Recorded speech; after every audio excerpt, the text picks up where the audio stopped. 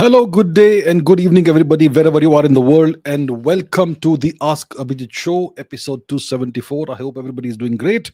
If you are a regular viewer, thank you so much for being a regular viewer, and welcome back. If you are new, you're welcome. You're very welcome over here.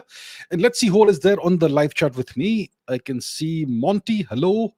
I can see Ayush Singh. Hello. Spurti Utturi. Namaste. Sumit Bhattacharji. Ashutosh Kumar. Aryan Patel. Brijesh SK.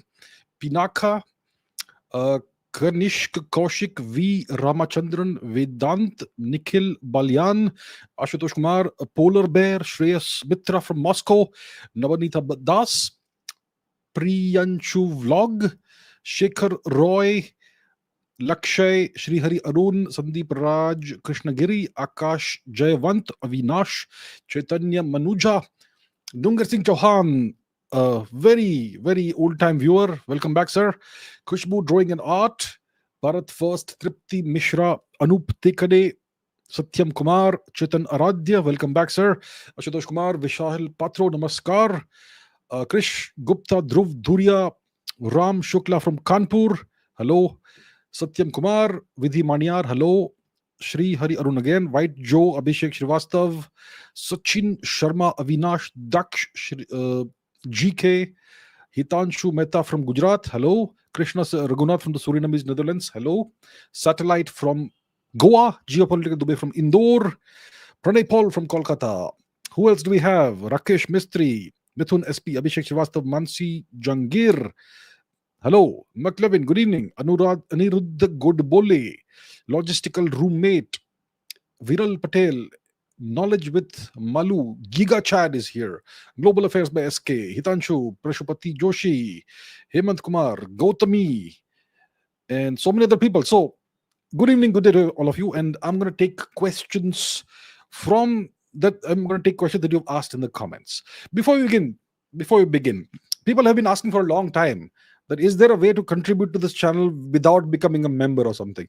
So, how about we change this logo to this, and you can contribute if you want to. All right, why not? Let's do that. Okay, with that said, let us get going with the questions. A lot of questions. Let's see how many I can take in the next couple of hours. A lot happening in the world, a lot of questions about geopolitics, so let's get going. Okay, this is a question not about geopolitics, but let's take it quickly. Reddy says, this is by Tarun Reddy. Please take this question. You're my guru for my lifetime. Well, thank you so much. One day we'll meet you, and well, I would be very happy to meet you, sir. You don't know how much impact you created in my life. You literally changed my life, from my mindset to how to think and how to see world. My worldview completely changed because of you. Learned everything in the past 4 years, 21 hours. Well, thank you so much for the beautiful words. I really appreciate that. That's the only objective of this, to make people see the world the way it actually is. It's not a very nice place, but the world has always been that way, and hopefully I'm doing something in that direction. So I'm very happy that it's having some impact on people, and I really appreciate your very kind words, sir. Okay, Amisha says, Trump talks of Pakistan's massive oil reserves, but are they really there? And Trump says that Pakistan may sell oil to India. Well, I discussed this in some detail yesterday in yesterday's episode of Geostrategy. Geostrategy. We'll talk about that later next week. Okay, so I spoke about this. Does Pakistan have massive oil reserves? Pakistan may perhaps be in the top 50 oil reserves nations in the world by oil reserves. Possibly, perhaps top 50, maybe slightly out of top 50. I don't remember exactly where Pakistan's number is. You can look it up. I'm not gonna look into that. But India has way more oil reserves than Pakistan, right? But why does then Trump want to talk about Pakistan's allegedly massive oil reserves? Because his business empire is massively invested in Pakistan. You see, Pakistan and India are very different countries. In India, if you want to invest in the oil and gas sector, if you're Trump, or if you're any business person, if you're any corporate entity from the West or wherever, if you want to invest in India's oil and gas sector, you have to play by the rules, right? The government of India will set the rules, and you do play by those rules.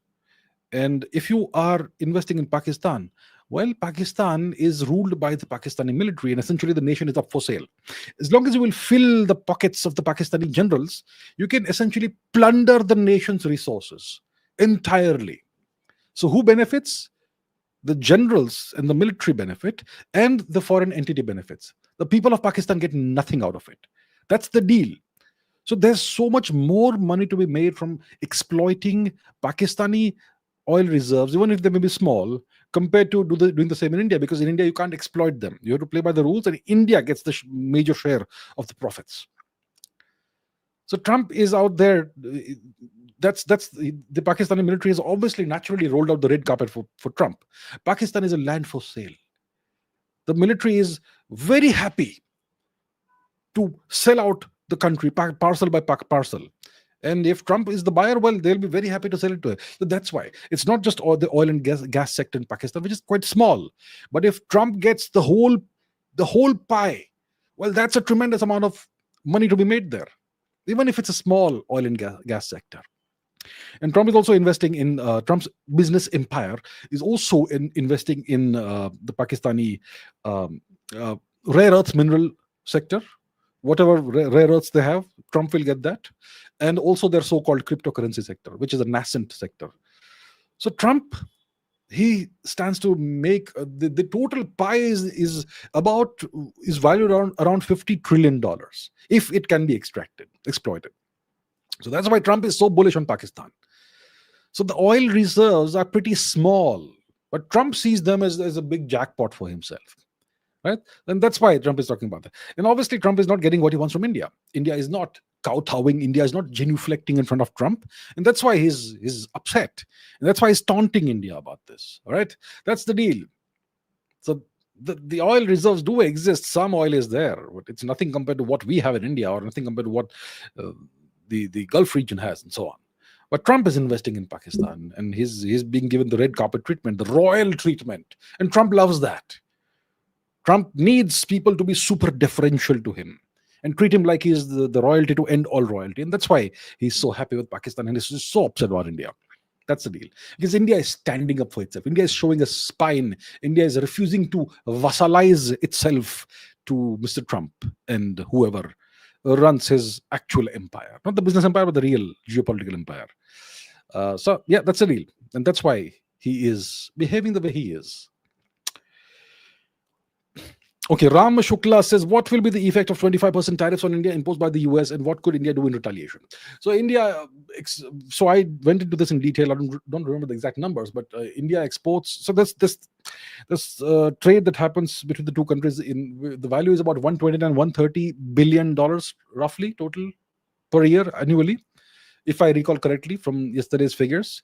You can look into yesterday's episode of Geostrategy to get the exact figures, but it's around 130 or so billion dollars per year.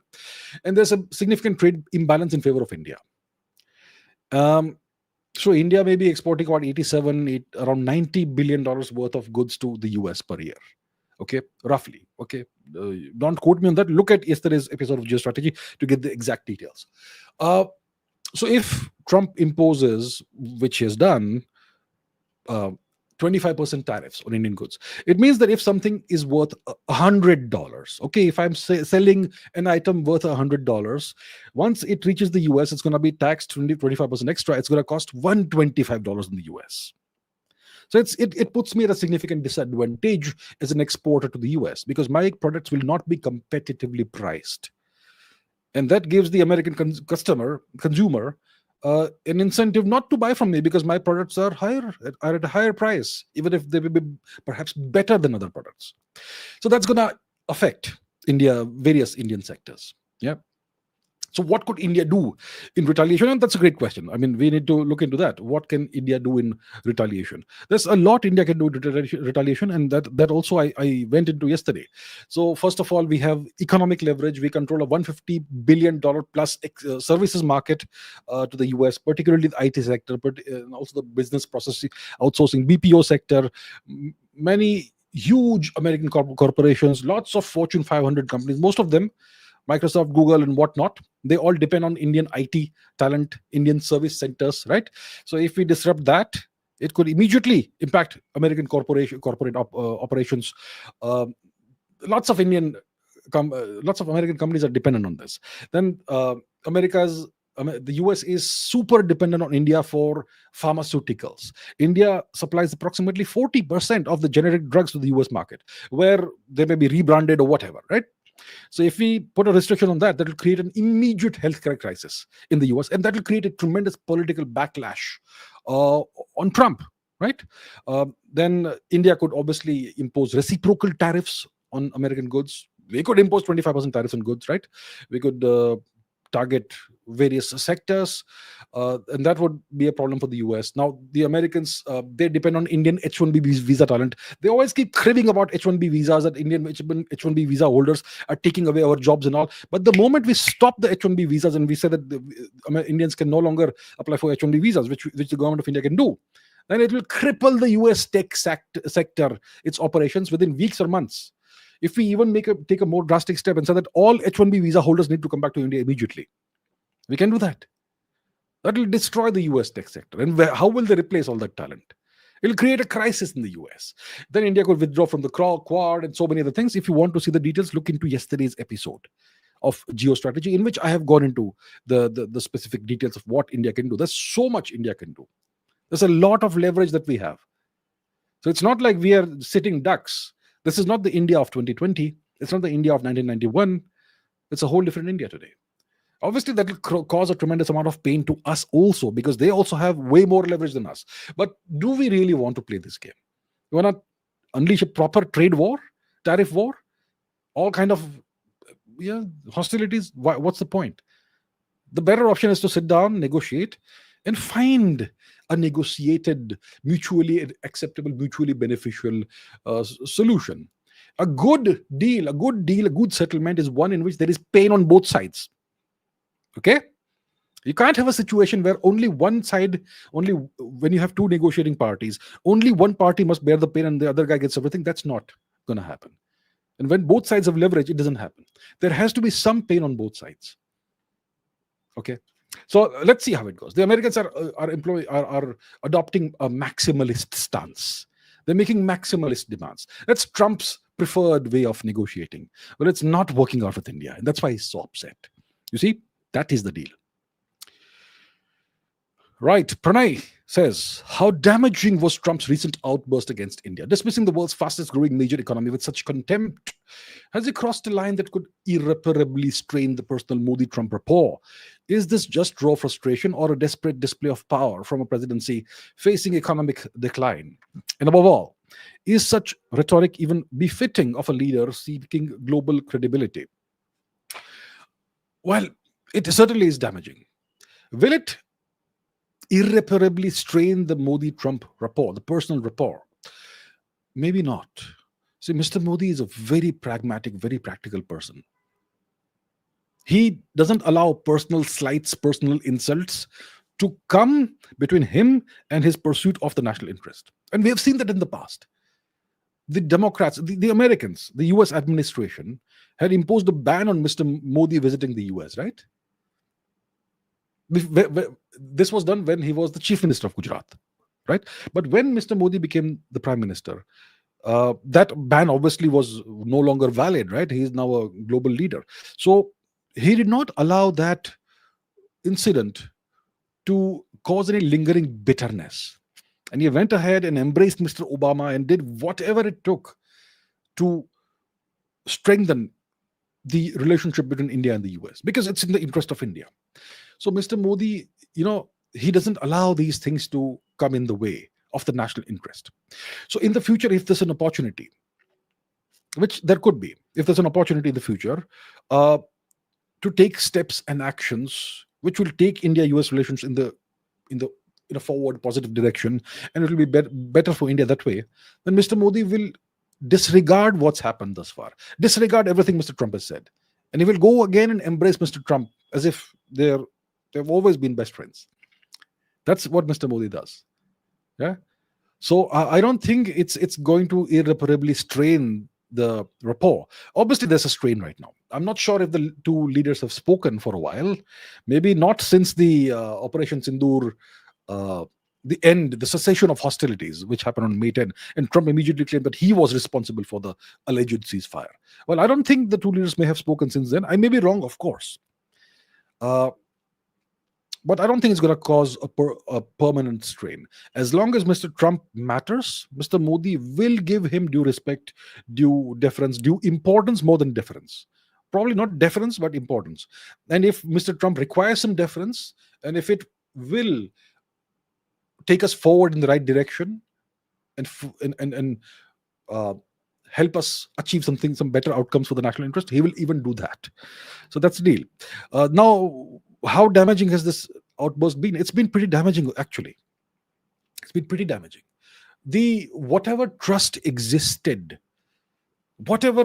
we have never been very trusting of the US with very good reason. Look at their actions in the past. Look at the entire pattern. Now people will say that I am harking back to the Cold War. You know what? A nation, if you want to understand its true nature, its true character, its true modus operandi, you have to look at its entire history and you know to see how it behaves. And if you look at the US behavior since 1945, you go back, you will see it's always been anti-India.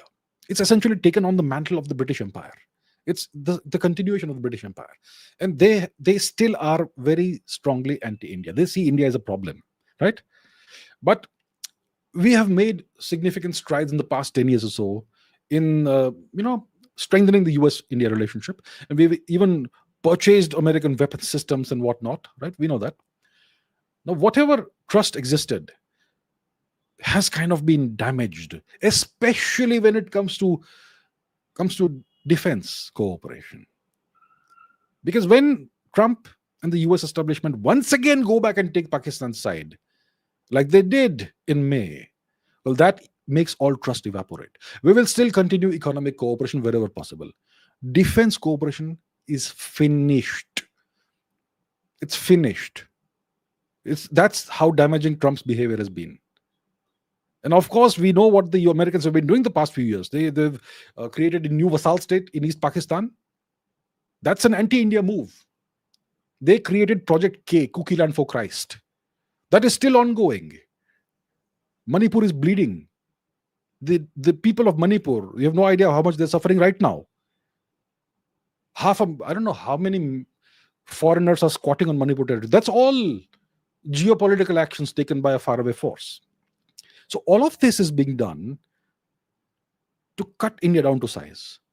So there is not going to be any trust now when it comes to, from India's perspective, from our perspective, towards the US. We don't trust them. They're out to dismantle us. The ideal outcome for the US long term is the balkanization of India. Trust me, that's the outcome. Every action they take on the ground is in that direction. Whether it is the industrial scale Christianization of the subcontinent, which they are funding with possibly trillions of dollars every year, and whatever else they're doing. They're out. See, how do you balkanize a country like India? By bringing in a subversive foreign religion and re-engineering the demographics of the country. And look, it's not me who claims this. It's the Japanese and the Chinese who have claimed this. The Japanese wrote about this in the, I don't know which 17th, 18th, 19th century, whenever. They wrote about this.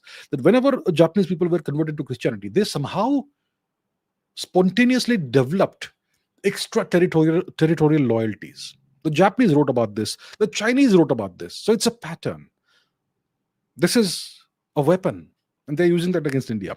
So I think the trust is gone. There will be economic cooperation wherever required. It's going to be issue-based cooperation. It's going to be tactical level cooperation. There's no strategic convergence between India and the US. That's over. Yeah. So, yeah, that's what I can say. Rakesh Mistry says, what's going on in the India-US relationship? Isn't this a suicidal movement on the perspective of future strategy? US tariffs can destroy the Indian economy, as India said. Is it a question or is it a statement? What's going on in the India-US relationship? I'll tell you what's going on. See, at the topmost level in the world, there is competition between the US and China. The US believes it can manage China. The US knows all they have to do is wait 20, 30 years. China will reach a certain peak and then it will decline. The main reason for the decline is going to be China's China's upcoming demographic disaster. China's birth rates have collapsed drastically, dramatically. China is aging. China's population is going to collapse eventually. It's going to happen in slow motion, but it's going to cause an irreversible decline in China. China is going to go down the same way as Japan. And now they're going to use technology and robotics and AI to bolster up national power. But the US knows they can manage China. And the US is in the lead when it comes to AI and other things. And they're trying their best to keep China down in terms of semiconductor technology and all that. And they have way more nuclear weapons and so on. So the US they believe that they can manage China. They also believe that they can manage Russia. Right? Russia has certain handicaps and problems that the Americans believe that they can exploit to manage Russia. They can bog Russia down in Ukraine. They can open new fronts if needed, and whatever. Now, the third problem, there are other problems as well, but those are being dealt with by causing mass immigration into Europe and destabilizing the European demographics and economy and whatnot. Africa doesn't really matter because they've already ruined it in the past. What other nations exist? There's only one problem, which is India, right? The EU can be managed, NATO nations can be managed. India needs to. So now, what about India? India is a nation that, if left alone and allowed to grow, it will naturally, even with all the problems that you have in India, it will still eventually regain its natural position. India's natural position for the past 2000 plus years has been the world's largest economy. Today's Indians will not be able to believe it because you were born at a time when India was at its peak, at the not the peak, the opposite, the nadir of India's misery. India was forcibly deindustrialized and destroyed. India's economy was destroyed, but India will again come back, and that's a problem for the US. And that's why they don't want that to happen. And so that's what that explains everything they are doing vis-a-vis India. Now, from their perspective, well, maybe they are right. If I were the biggest power and some new upstart were showing signs of resuming their natural behavior, I would want to balkanize and destroy them, right? Thucydides trap. Don't even allow the possibility of a future situation where you have a Thucydides trap kind of scenario. Don't even allow that to happen. Nip the problem in the bud. So from their perspective, they are doing what they should do. So nothing personal, right? But that's what the deal is, and that's what explains what's happening now. Suicidal movement on whose part? Our part? No, we're not. We are standing up for ourselves. We have two options: stand up for ourselves and take some pain, maybe a lot of pain, or just become another vassal once again and go down the road which led us to the East India Company and another 250 years of slavery. So maybe those 250 years of slavery will be nice for the general public. You may have access to nice gadgets and reasonable comfort and all, but your civilization will be destroyed. You will all end up, your children will end up worshipping a different god, and they will no longer have any connection to our ancestors, our civilization. So I don't think that's a viable option for us. So that is what is happening, right? India is going to have 20 years at least of pain. Minimum. It's just beginning. But listen, if you want greatness in the future, you've got to go through pain. Otherwise, you embrace mediocrity. And most Indians are happy to do that, unfortunately, right now. But what's happening, what the government of India is doing is the right thing. We're standing up for ourselves. We are refusing to envisage scenario B that I spoke about yesterday. I've been speaking about 4 scenarios for the past month. I forecast 4 scenarios in the India-US relationship, the trajectory. I forecast 4 scenarios on the 1st of July. Scenario B was India becoming a reluctant vassal of the US. That's not happening. That scenario is not materializing. We are witnessing maybe a combination of scenarios C and D. If you want to see the scenarios, please watch yesterday's episode of Geostrategy in which I've laid it out. All right. Sri Ramachandraya Namaha says, if Trump receives the Nobel Peace Prize award, will he become passive after that? Well, Mr. Trump greatly desires that. Mr. Trump greatly desires the Nobel Peace Prize, right? He does greatly desire it, but it won't stop him. It won't make him passive. Look, Mr. Trump has been a driven person all his life. He's been an entrepreneur. He's been a businessman his entire life. He's been a driven man, right? He's been very driven. And whatever he's achieved, it has not stopped him from immediately wanting more. I achieved this, now I want more. It's not going to be enough. So he will not become passive after that. I think he will see that as the vindication that he was right all along. And now he will redouble his efforts to do whatever he's doing if he receives the Nobel Peace Prize. He's not the kind of person who will stop. And that's an admirable quality, by the way. It's an admirable quality. There are lots of people who are super talented and all, but they don't have the persistence, the drive to run through brick walls to get what they want. Mr. Trump does have it. So if he receives the Nobel Peace Prize, he will take that as the vindication, as the fact that as the vindication that he was right all along. And now that he's got this and he has been vindicated, he should redouble his efforts in whatever direction he's going. So it's not going to make him passive. It's going to make him twice as active. That's how I see it. Ullas says, will the coming days be hard for India as Pakistan is having a three-way, a ménage à trois with China and the US, as both nations seem to have some kind of agreement when it comes to India? So the first question, the basic question, overall question is, will the coming days be hard for India? I just said in one of the previous answers, it's going to be a tough 20 years for India. In India, there's always going to be the temptation every single day. Let's just give up and become a US vassal. Everything will settle down. Everything will be solved. Right? There's always going to be the temptation. There's always the easy way out. Let's say you are climbing Mount Everest. You just started. What do? Should you look up? The moment you look up, you're going to want to give up. So what you do when you're climbing Mount Everest is you never look up.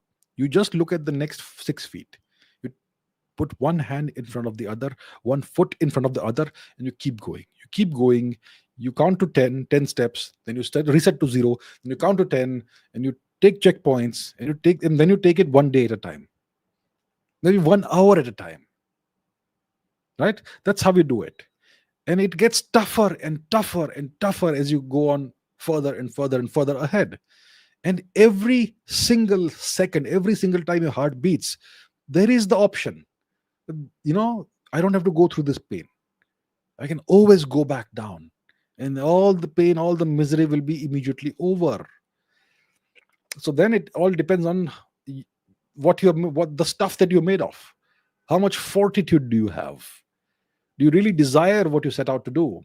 Or was it just something that you dreamt of one day and it did not really matter for you? So the coming days will be hard for India. It's going to be a hard 20 years. But if India does endure and push through the pain of the next 20 years, then we're going to be a whole different beast by that time. So the temptation of option B, a tilt to the West, and vassalage of the US, that's always going to be there. Option B, the temptation of option B, right? But we cannot allow that to happen. Now the other question about the three-way in Pakistan, US, and China. Yeah, there is indeed some kind of understanding. See, Pakistan is a disposable asset. It's a throwaway asset. Pakistan is a nation with no future. I'm sorry to say that. Nothing against the people of Pakistan. But Pakistan is a temporary artificial nation, which was created with a singular purpose. That purpose was to serve Western geopolitical interests in the Indian subcontinent plus region, which includes the Gulf region as well, West Asia. That whole region, you need a mercenary of your own who will serve you. That's why Pakistan was created. And right now it's got great utility for whoever wants to use it as a counterbalance to India, as a nation that can be used to on demand issue pain towards India and create problems for India, right? And Pakistan is not run for its people. The government of Pakistan is non-existent. The entity that actually owns Pakistan is the Pakistani military, and they are a mercenary organization, and they will serve whichever master gives them what they want, which is more and more cash to send to those bank accounts wherever they are in the world. Their families will typically be living in the West. So now both the US and China agree on one thing and one thing only, that India needs to be contained. Okay? So the US is happy to use India if possible as a leverage against China, as a counterbalance to China, but not in a way that will make India stronger. use India in various ways, which will damage India also, and also damage China. And the greatest ideal situation is India and China go to war and bash each other's brains out and destroy each other, which India and China are capable of doing. That's the ideal situation for the US. And then they can just, once India and China are done with each other and destroyed, then the US can focus on the remaining adversary, which is Russia. Yeah. So, and of course, and China believes that, whatever happens, they can deal with the US and they don't need India on their side. So that's the thing. So both the US and China are using Pakistan against India. The US is okay with Pakistan being used by China as long as it is something detrimental to India. The US is fine with that, right? So Trump has imposed 25% tariffs on India, only 19% tariffs on Pakistan, despite Pakistan being halfway in bed with China. So there is an understanding. There's only one thing that US and China agree on, that India needs to be contained. They disagree on everything else. So it's going to be a problem for India. And it's going to be a tough 20 years ahead. And we will need good leadership, not good leadership. We'll need tremendously great leadership. If we mess up with our leadership, if we, in the future, one of these days, have a leader who is less capable than Mr. Modi, we're done. We're done. That's it. Pranay Paul says, how do you assess India's sudden halt in Russian oil purchases by state refiners? Is this a strategic recalibration or the result of mounting US pressure behind the scenes? And what does this shift signal for India's energy security and India's balancing act in great power geopolitics? Oil. So this is something that I did discuss briefly yesterday in yesterday's episode of Geostrategy, which may be a pivotal episode in the history of geostrategy episodes. So, yesterday the news came out, indeed, that India has paused its Indian state refiners have paused purchases of Russian oil. That's what one heard, right? But today it has emerged that there is no such thing. So yesterday I did say that the news has emerged that there is a pause, but it seems to be driven by market demand and pressures rather than a policy move. And what I said yesterday, what I speculated yesterday, has kind of been vindicated by the news that came out today. Let's quickly take a look at if possible, the news. India Russian oil purchase. What's it say? India continuing to buy oil from Russia. Report rebuts Donald Trump's good steps, whatever. India will continue to buy oil from Russia. That's what Reuters says. Trump cites some reports on India halting Russian oil imports. India to still buy oil from Russia despite Trump threats, say Indian officials. And yesterday there was this news that Indian state refiners halted Russian oil purchases. Well, not gonna happen. Sorry, India is continuing to buy Russian oil. India will continue that. Indian refineries will continue to buy oil from Russia before, and so on. So there we have it. So this is clearly not the case. India is going to continue to purchase Russian oil. India's national interest comes before the national interest of other countries, right? And we have excellent relations with Russia. We are getting good prices from Russia. We have a relationship of trust with Russia, unlike with some other countries, right? So yeah, it's not some sudden halt. We're going to continue our oil purchases from Russia. Why should we not? In the past, the Americans did arm twist us into stopping our oil purchases from another friend of ours, Persia, Iran. We used to buy a lot of oil from Iran. And then the Americans arm twisted India into stopping our oil purchases from Iran. And that was bad for India. We could have actually gone ahead and developed the Farzad B or whatever it was, oil field in the Persian Gulf. That also we could not do because we stopped oil purchases from Iran. And then Iran said that if you're not purchasing oil from us, then why should you get the right to develop our oil field? So there was a huge missed opportunity for us. And it was all because of US arm twisting. It impacted our national interest. It's not going to be allowed to happen anymore, right? So that is the situation. So the shift actually is that we are going to continue our oil purchases from Russia. And that's a message to Trump, that our national interest comes first and foremost. Your whims and fancies are your problem, right? So yeah, I think it's a good step. It's a tough step. It's gonna cause pain to us, but it's the right step. India is the one nation, apart from Russia and China, that's standing up to the US. Would you believe it? Would you believe it? Here we are. Okay, Rahul Dunake says, Trump says, and I'm paraphrasing, Pakistan is sitting on tons of crude oil, which we could extract in Pakistan, would trade it from India, with India. Does the news of Andaman having trillions of gallons of crude oil that could make India a $20 trillion economy a thing to balance Trump's nonsense? Yeah, so Trump has made all these statements about Pakistan allegedly having tremendous oil reserves, and one day maybe Pakistan will trade with India because Trump is so powerful he'll make it happen. Yeah, that's what he says. That's what he claims. Now, so then, what does the Andaman thing? The news about potential Andaman oil reserves have, how does that factor into this? That's the question. So we haven't had an official announcement yet of a major oil discovery in the Andaman region, right? But you know what? India is a gigantic place. Let's open the maps. It's been 37 minutes. I haven't opened the map yet. So here we go. Let's look at the map. India is a gigantic region. Look at this, how large India is. I mean, Indians are used to this map and they think it's a small place. India is gigantic. It is inconceivable that India won't have huge oil reserves in multiple locations, right? It's inconceivable.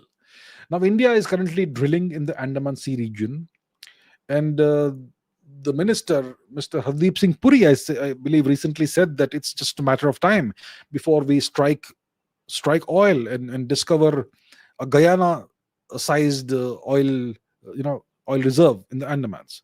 Well, I think, you know what, you should say these things only when you actually discover something. Don't count your chickens before the hatch. So I'm not sure why the minister said what he said, why we actually discovered something. My point is, we need to redouble our efforts in our drilling, in drilling and prospecting for oil, and we need to discover whatever oil reserves we have.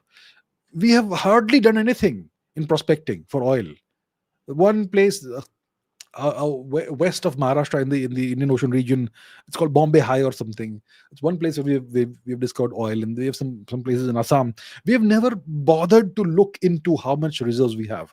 If we do it properly, we'll find tremendous oil reserves. And I think it's high time we do that.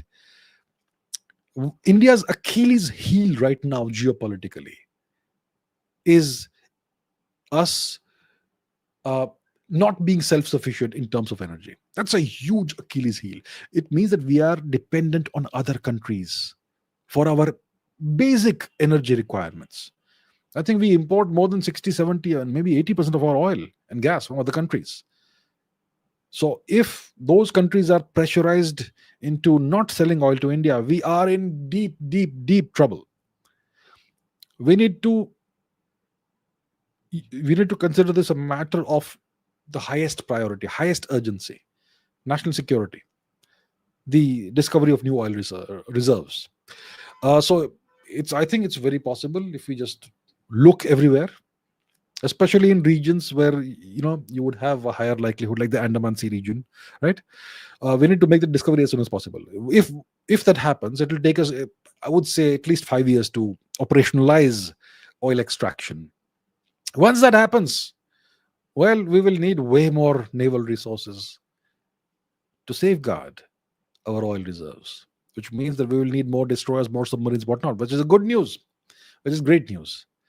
So I think it needs to happen as soon as possible. It's a matter of the highest priority that we discover huge oil reserves. I mean, it's inconceivable that we don't have it. Such a huge subcontinent, no oil. I mean, are you kidding me? So we've been super lazy. Our leaders in the past have been super lazy. They've never bothered to do anything. They just depend on imports. Maybe so who knows what reasons behind that. So if when we make these oil discoveries, well, that will be a total game changer. It will immediately transform India's GDP and all that. So it needs to happen. Until and unless it happens, there's no point talking about it. Amisha says, do you Do you agree it's a bipolar world we're living in, and China and the US are leading it, and we are not on either side?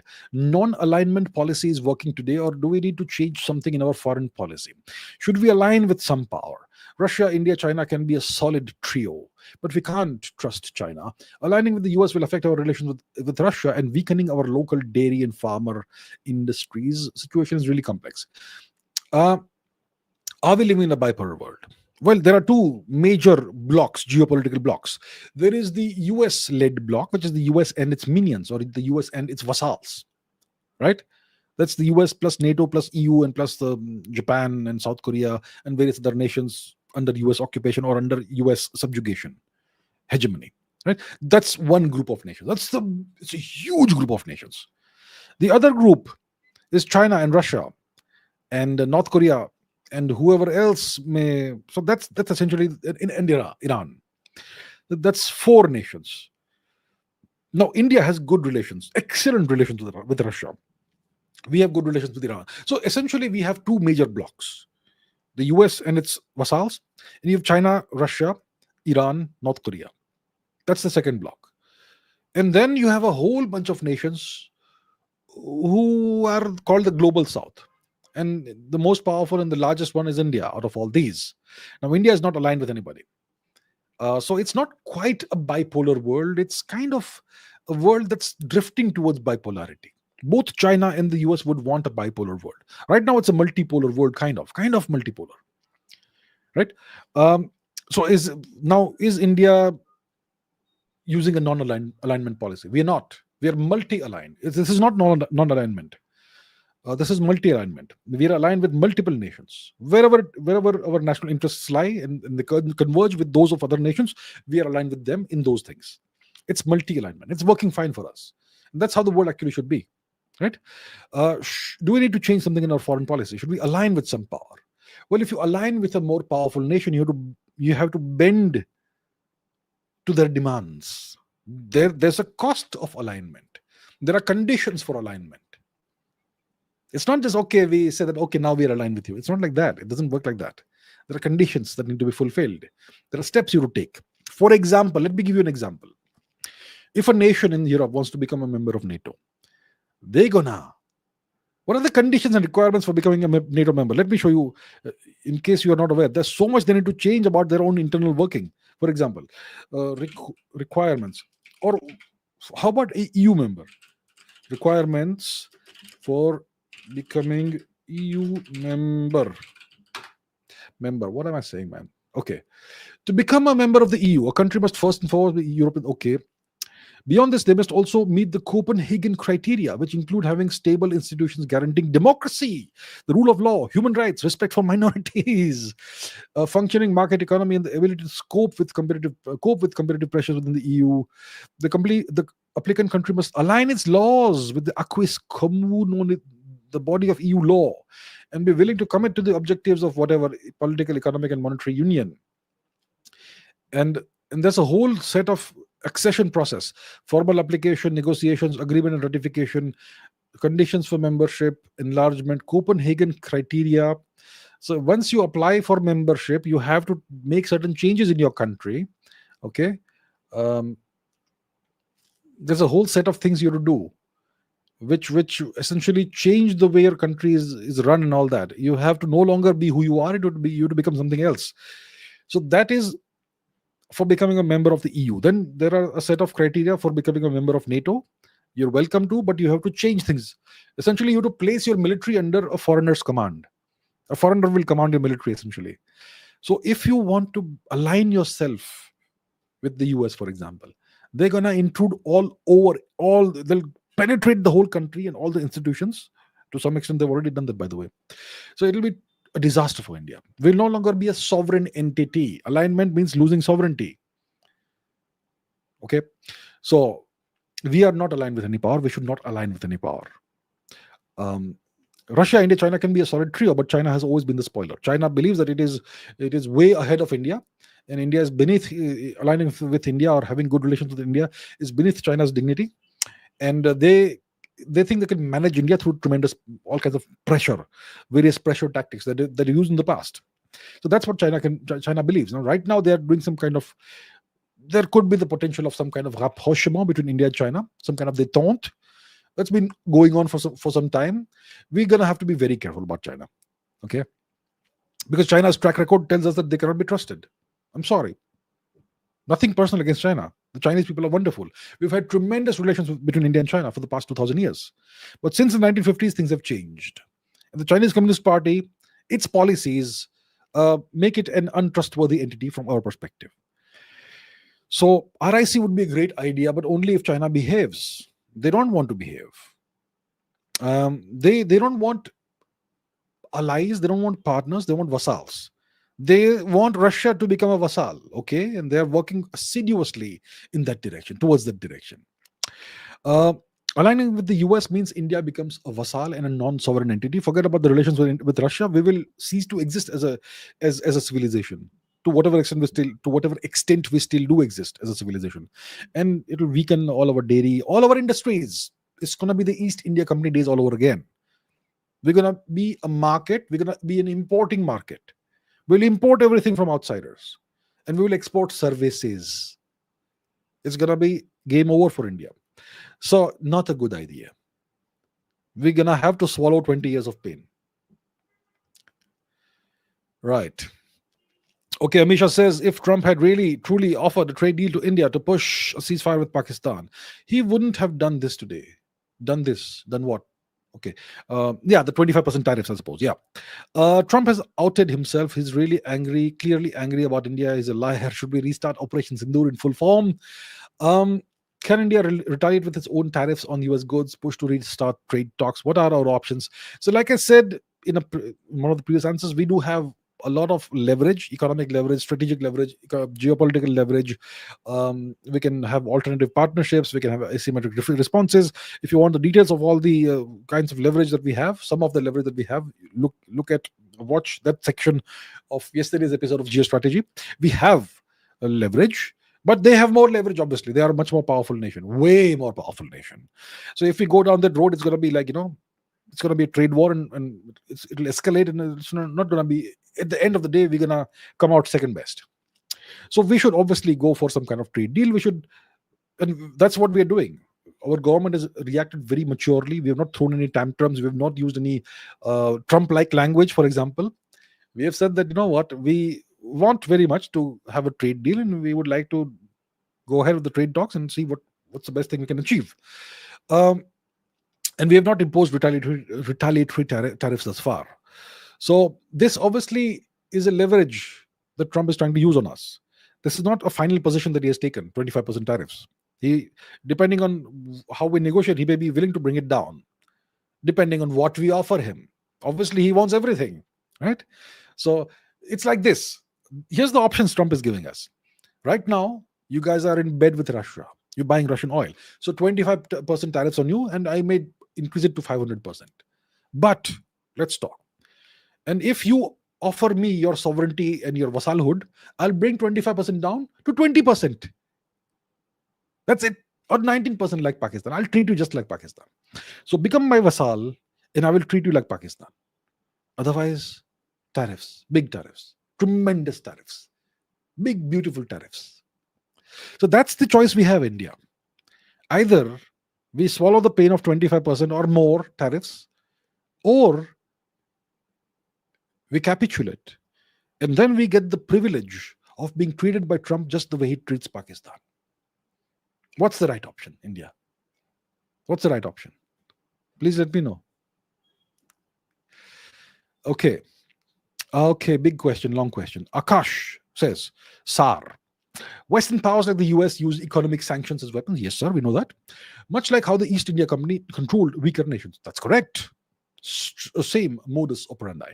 If India builds naval dominance over the Indian Ocean using cheap missile boats armed with missiles, I've heard that somewhere, and drones, and gains control over choke points like the Strait of Malacca, Hormuz, Bab al-Mandeb, and the Mozambique Channel, can this give India a real advantage? If India ever blocks these sea lanes, global trade, especially the oil and goods, would be disrupted, and the world economy as well, including the US, would be badly hit. Can such control help India resist sanctions and make our economy more secure? Okay, interesting question. Let's look at the map and let's look at these choke points that you are referring to. What are these choke points? Let's see. Here we are. Here is map. Yes. So one of the choke points is the Strait of Hormuz. The Strait of Hormuz over here, and much of the energy that the world needs flows through this choke point. Then you have the Strait of Bab al Mandeb, which is here between Djibouti and Yemen. Then you have the Mozambique channel over here, right? That's kind of a choke point, sure. Then we have the Strait of Malacca, and you also have another strait over here. Okay, this one. What's it called? I don't remember, but this is another choke point that is an alternative to the Strait of Malacca.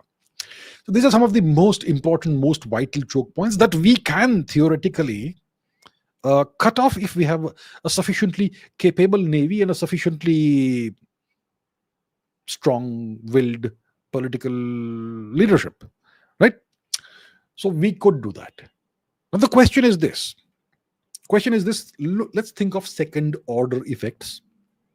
Don't reduce yourself and don't be content with surface-level analysis, my friends. At least think like you don't need to think like a grandmaster. Think like a chess player.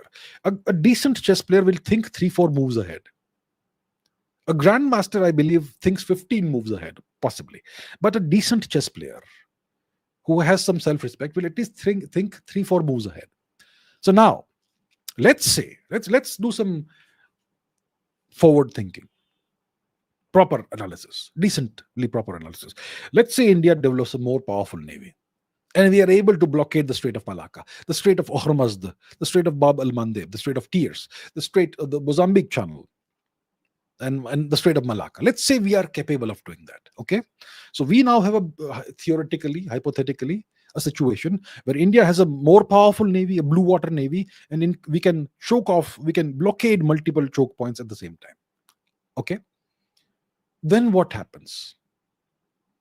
Does this give us tremendous leverage?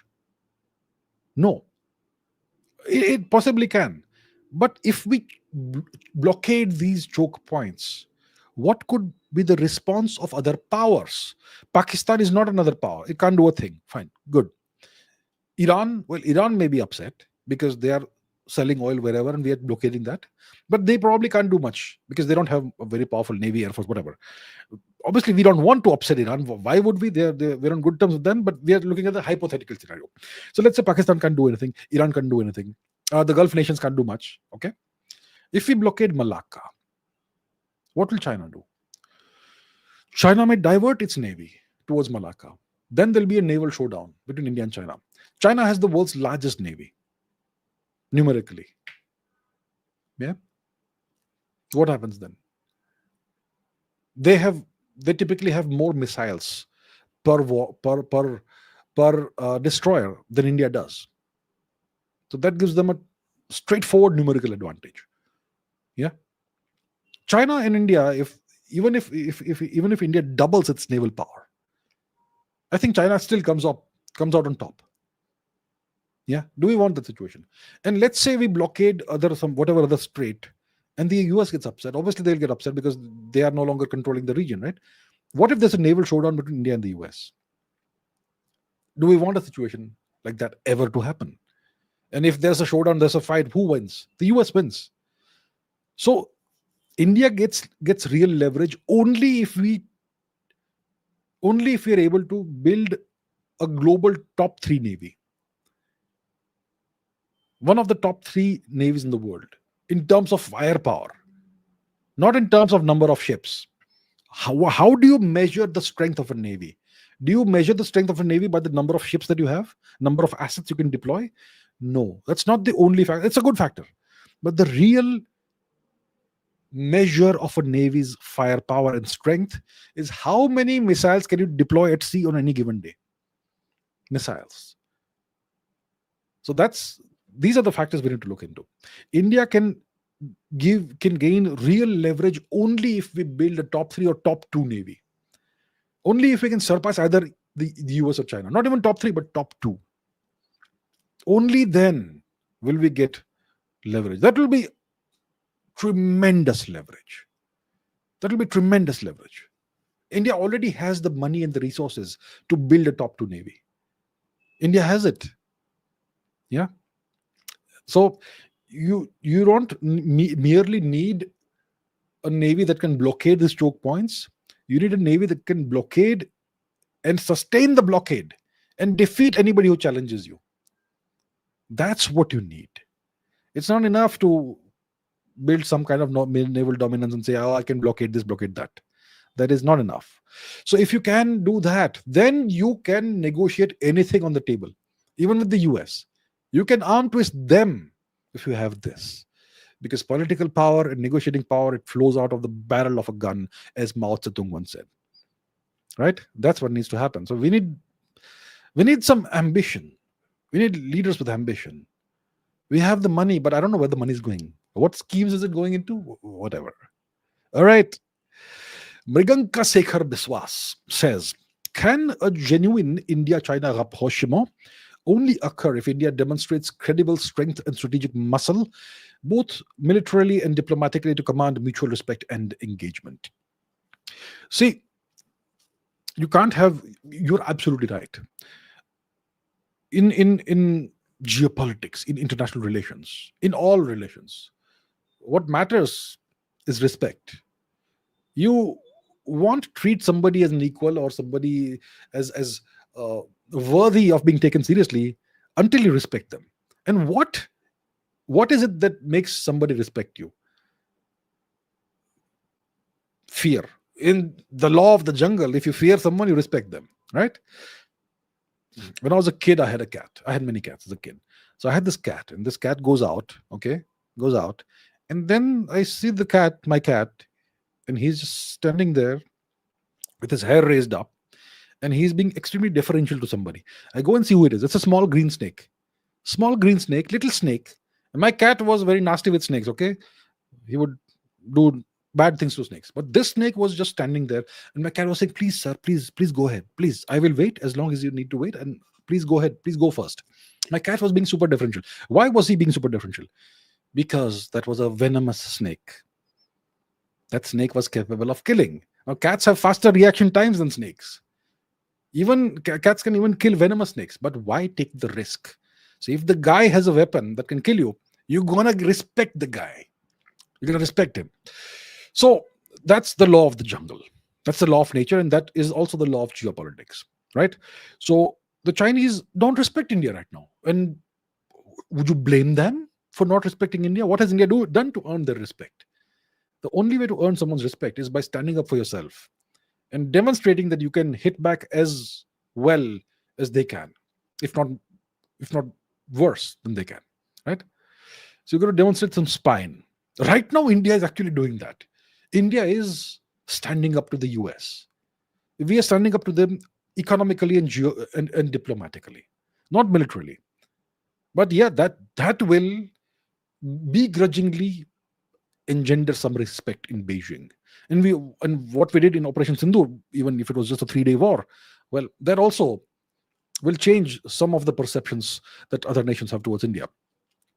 Until and unless China respects India, which means fears India, there can not be any genuine India-China rapprochement. No, they don't. India has to demonstrate credible strength, credible fortitude. India needs to stand up for itself. India needs to be willing, capable, and able to take pain and still stand straight and push back. You do these things, everyone will take you seriously, and you will no longer be the pushover in the room. So India is going in that direction, but India has a long way to go. So yeah, that's the only way you get a rapprochement with China. Only if they genuinely respect you, which means they fear you. You've got to make them fear you. Even if you have no intention of harming somebody, you've got to be dangerous. You see, what's the difference? What's the difference between a harmless person and a dangerous person? A weak person who says that I'm good because I don't hurt anybody. He's not a good person. He's just weak. That's just a weak person. That's not a good person. You have no choice but to not harm anyone. Otherwise, you're going to be bashed up because you're so weak. But a strong person who is skilled in all forms of violence, who still and who, despite being so strong and despite being skilled in violence, if that person still chooses not to hurt or harm anybody, that's a good person. So that's what India has to be. Our civilization, our cultural values say that we should be non-violent and not create any mayhem in the world. Sure, it doesn't mean that we should be weak. It means that we should be strong enough to resist anybody, but still choose not to be a hegemonic power. That's what India needs to do. That's what needs to happen, and only then can we gain the respect of everybody else. Our dance partners, whoever they are, one is China. So I think we are taking steps in that direction now by standing up to the US. That will, I promise you, that will raise some eyebrows in Beijing, and that will bring India a little amount of grudging respect from the Chinese. Okay, Pranay Paul says, was Microsoft's move to block Nayara Energy's access a mere technical action or a calculated test of control by the company or its geopolitical masters? What does this reveal about digital sovereignty and the risks to India's critical infrastructure? So Nayara Energy is an Indian oil refining company. It has, I think, India's second largest refinery or something like that. Yeah. And this company has been sanctioned by the EU. The EU, the European Union, has imposed sanctions on Nayara Energy, an Indian oil refiner. Now, this company, Nayara Energy, it has a certain amount of Russian ownership, minority stake. Okay, and it's importing Russian crude oil and refining that, and I don't know where it's being exported, but wherever. So the EU has sanctioned it. And then we hear the news that Microsoft suddenly revoked access. So Nayara is a customer of Microsoft and they have the data on Microsoft servers or whatever it is. I don't know the details. But Microsoft unilaterally cut off all access. They restricted Nayara Energy's access to the services they have purchased unilaterally. Now the sanctions were from the EU, not from the EU, not from the US. And Microsoft is a company that's legally bound to provide the services that have been paid for, and that yet they unilaterally cut that off for a while, and now it's been restored. Apparently, I'm not sure. So, what does it mean? Was this a mere technical action? Absolutely not. This was, let's say, a trial run of what can be done in the future, right? So, look, we depend on platforms, on services provided by the US. That overcomes the risk that is given to us at their pleasure, even if we pay for it. Even then, they can cut it off, and what the hell can we do? Are you going to go to the US and file court cases? Yeah. Even if you do that, the US government can intervene and have you kicked out and have your court, whatever. They can do whatever they want. So this is the risk you run when you don't have your own technological platforms and your own technological service providers. You don't have that. You're going to depend on outsiders. You're going to depend on the superpower, and then they can control everything that you do. Yeah, and you can't blame them for that. So what does it reveal about the risks to India's critical infrastructure? We are at their mercy. We need to have our own operating systems. We need to have our own platforms. We need to have everything of our own. And we're nowhere near that. Terrible situation, right? Clearly. Okay. Soham Khadka says, is MCC, the Millennium Challenge Corporation, a new way of the US to vassalize countries because it seems like it's getting active in Nepal now? What are my thoughts about this? Millennium Challenge Corporation. It's one of the innumerable US operations that seek to vassalize various countries. So, the Roman poet Virgil, he wrote this poem called the Aeneid. It was about the Trojan warrior Aeneas. So Aeneas, he was a survivor of the Trojan War. He survived the fall of Troy, and he fled from Troy. He fled from Greece, and he traveled westwards, and he ended up in what is now called Italy. So Aeneas traveled to Italy, settled down there, and his descendants eventually were Remus and Romulus, and his descendants were eventually the Romans. So Aeneas, the Greek warrior, the Trojan warrior who survived the fall of Troy, he was the ancestor, it is believed, of the Romans. So Virgil, this Roman poet, about 1020 BC or whatever, he wrote this poem called the Aeneid, which is about Aeneas in his story. And in this poem, Virgil wrote, "Beware of Greeks bearing gifts." What's it mean? Beware of Greeks bearing gifts. Obviously, he's referring to the horse, right? The Trojan horse. Beware of Greeks bearing gifts. Today, we need to change that. Beware of Americans bearing gifts. That's all I'll say. There's no free gift in the world. A gift always has an ulterior motive. Okay? And if you are stupid enough as a country to take these gifts in, it's going to cause mayhem for you. It's going to cause mayhem. McLevin says, India did a great job in Operation Sindoor. We're doing great in Europe, selling weapons, oil, trade deals, and so on. We are also handling the pressure of US tariffs so far, not sanctions, tariffs. But why can't we take care of the Manipur problem? We're doing great globally, but our internal problems are getting worse. Well, like I said, this is a project undertaken by the US. The US sees India, well, if India is allowed to just grow the way it is growing, naturally leave India alone, let it grow. India in the next 20 years will become the next China.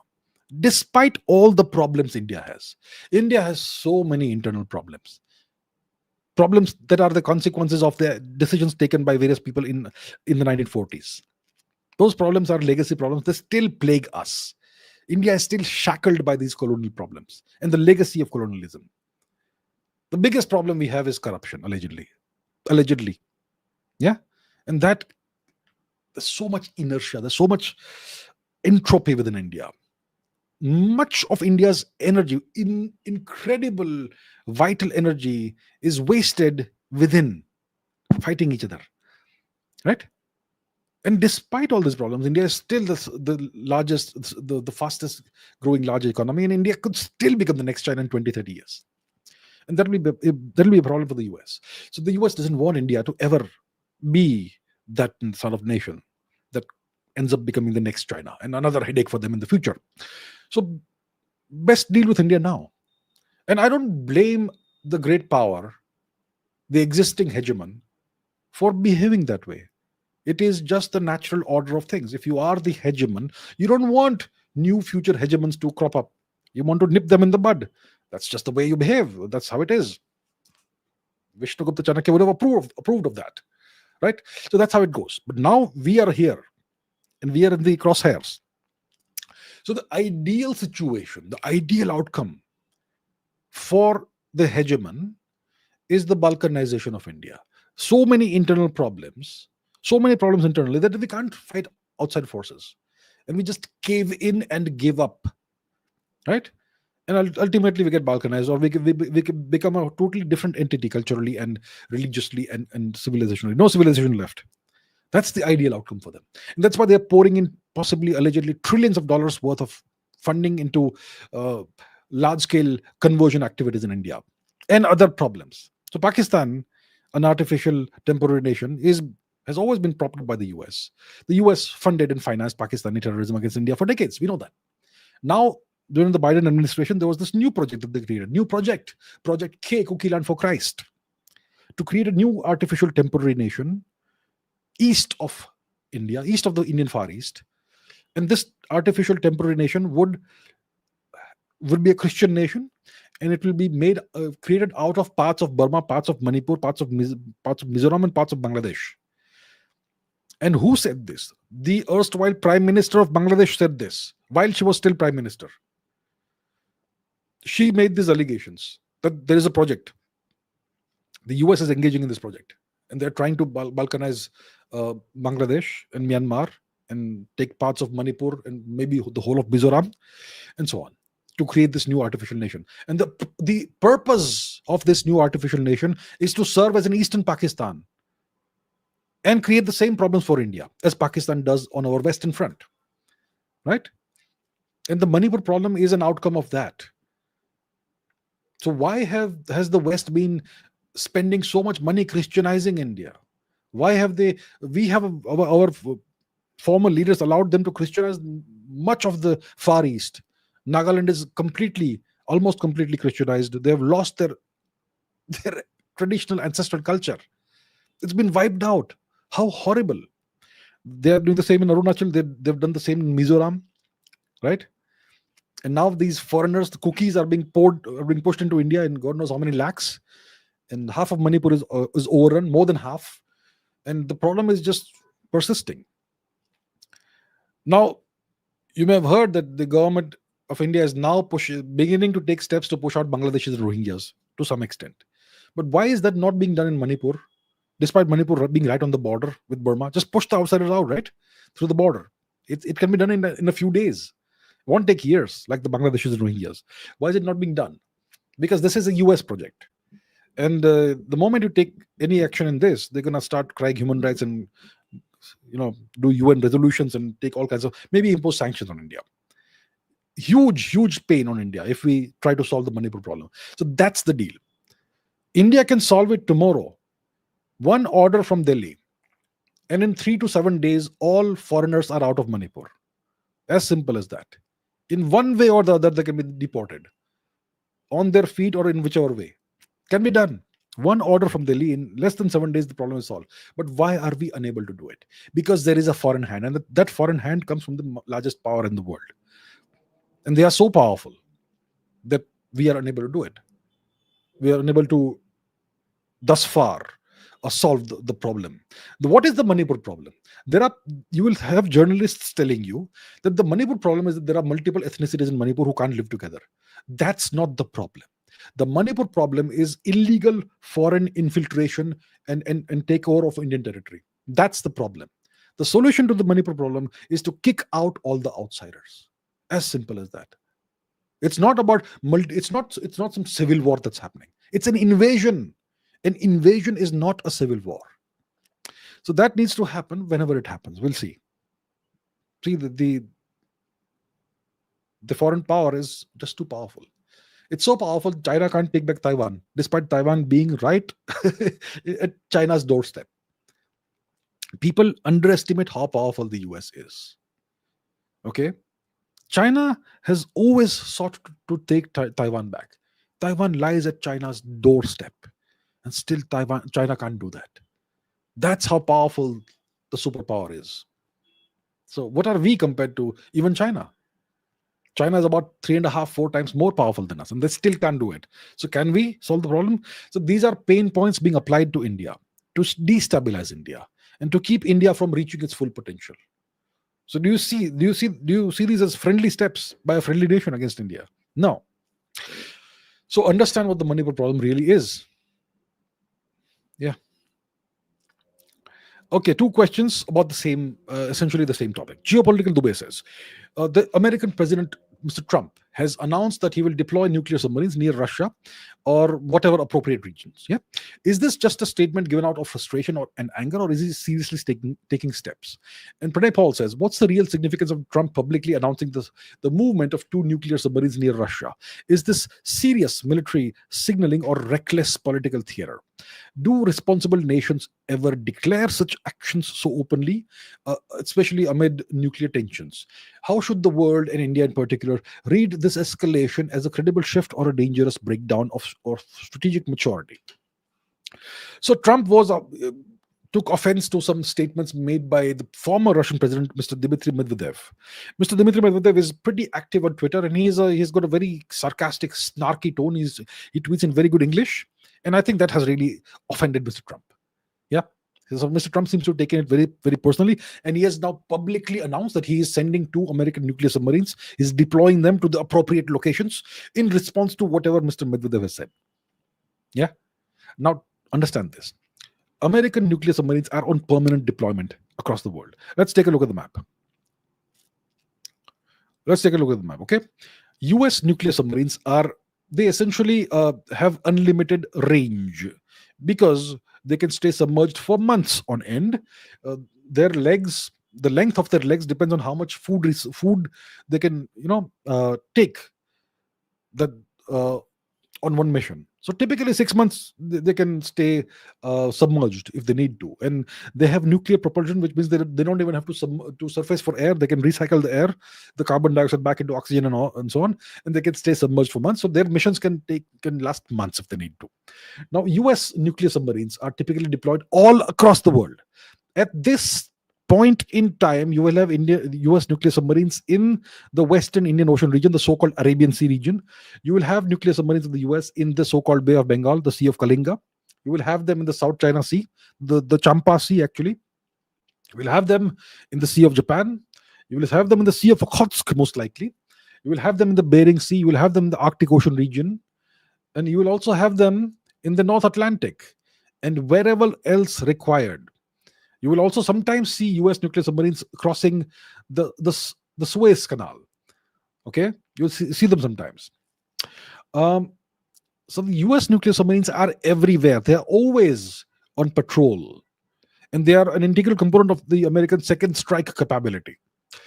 So if he says that he is deploying 2 nuclear submarines at appropriate locations, what is he talking about? They're always deployed. US nuclear submarines are always forward deployed. They're always in contested waters, supposedly contested waters. That's the deal about submarines. They can be hidden and they go places where nobody else can go. Surface vessels can't go there. So what's he talking about? So look, they are already on deployment. They're already deployed wherever they can be deployed. And he's just making a statement, I would say, that, he's kind of upset. He's taken Mr. Medvedev's statements a little seriously, a little personally, and whatever. So yeah, he does have, as the president of the US, the authority to deploy nuclear submarines wherever he wants. You go deploy here, you go deploy there. He can do that, but they're always deployed. It's policy. It's policy. So what do I make of this? Is this an escalation? It's not an escalation. Tensions are already high, and whatever assets need to be deployed wherever, they're already deployed. You have American nuclear weapons in Turkey aimed at Russia. You have US nuclear weapons in other European countries aimed at Russia. You have American nuclear missiles on US territory aimed at every other country, major country in the world, including us. And so on and so on and so forth. So that's standard nuclear posture.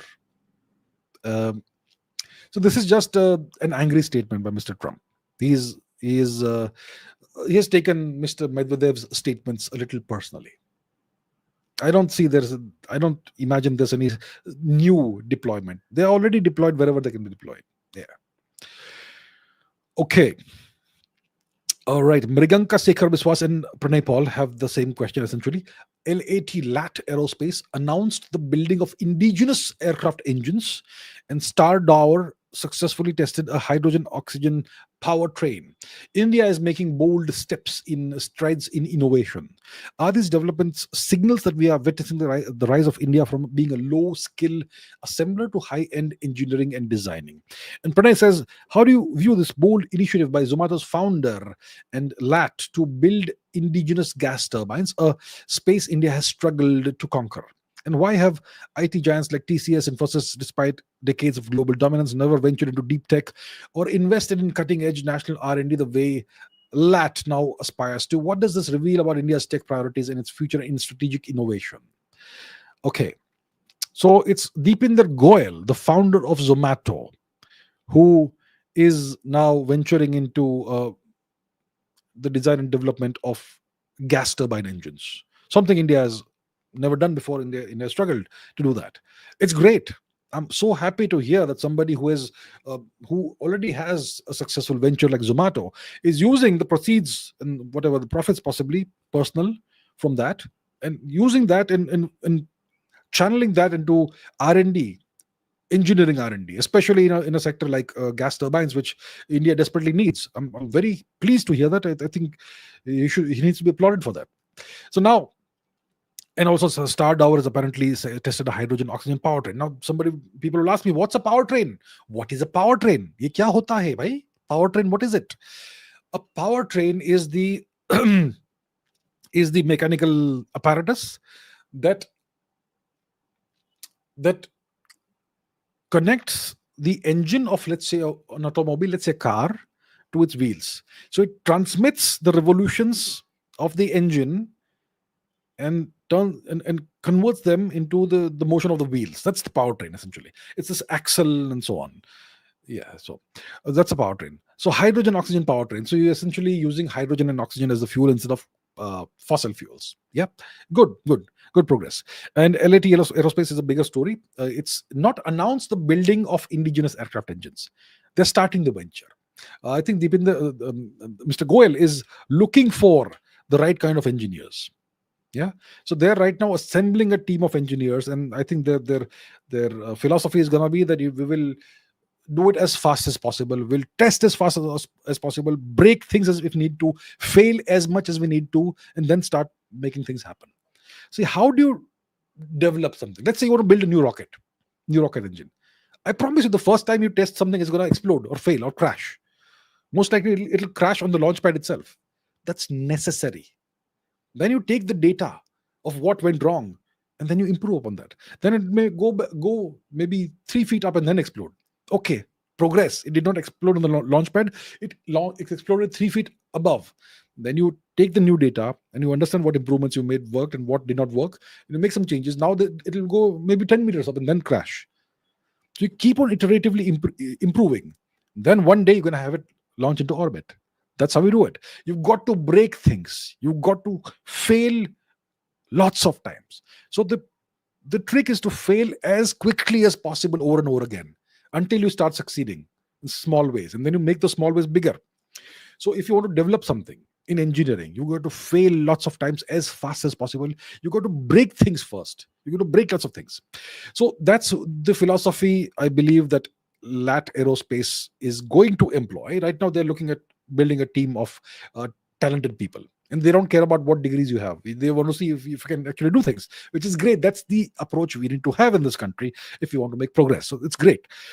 So this is something that's starting up right now.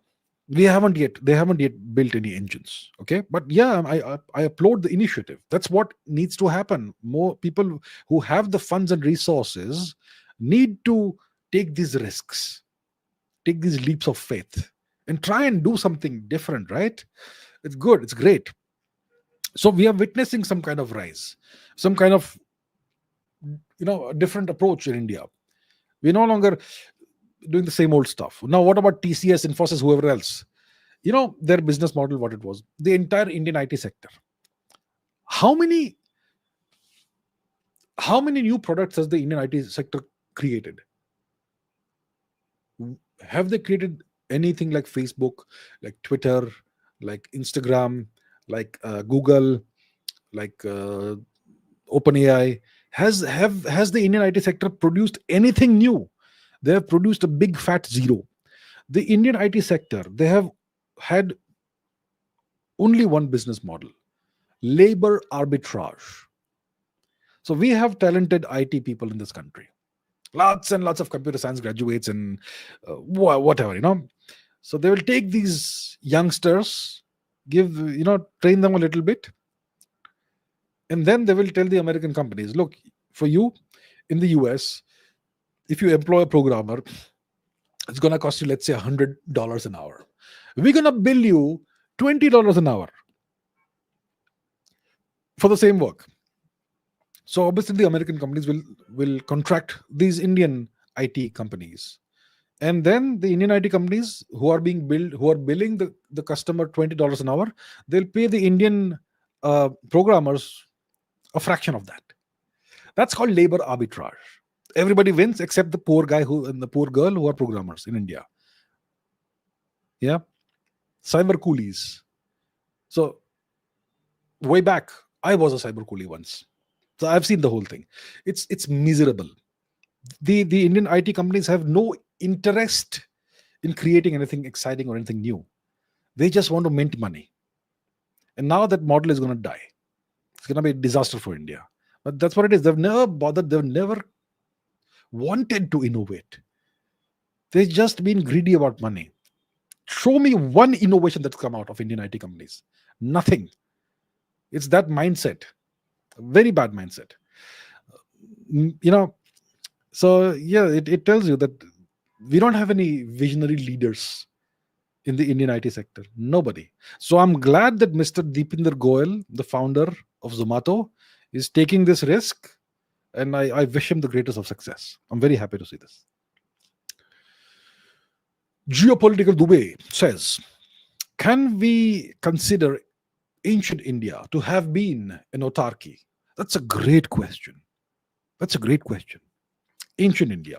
Let's talk about India from 1,000 years ago. Our ancestors 1,000 years ago, and the same land that we live in 1,000 years ago. What was it like? What was the lifestyle like? We can't even imagine what our ancestors were like 1,000 years ago, right? But forget about that, the historical part. But was India at that time an autarky? What's an autarky? That's the question we have to answer first.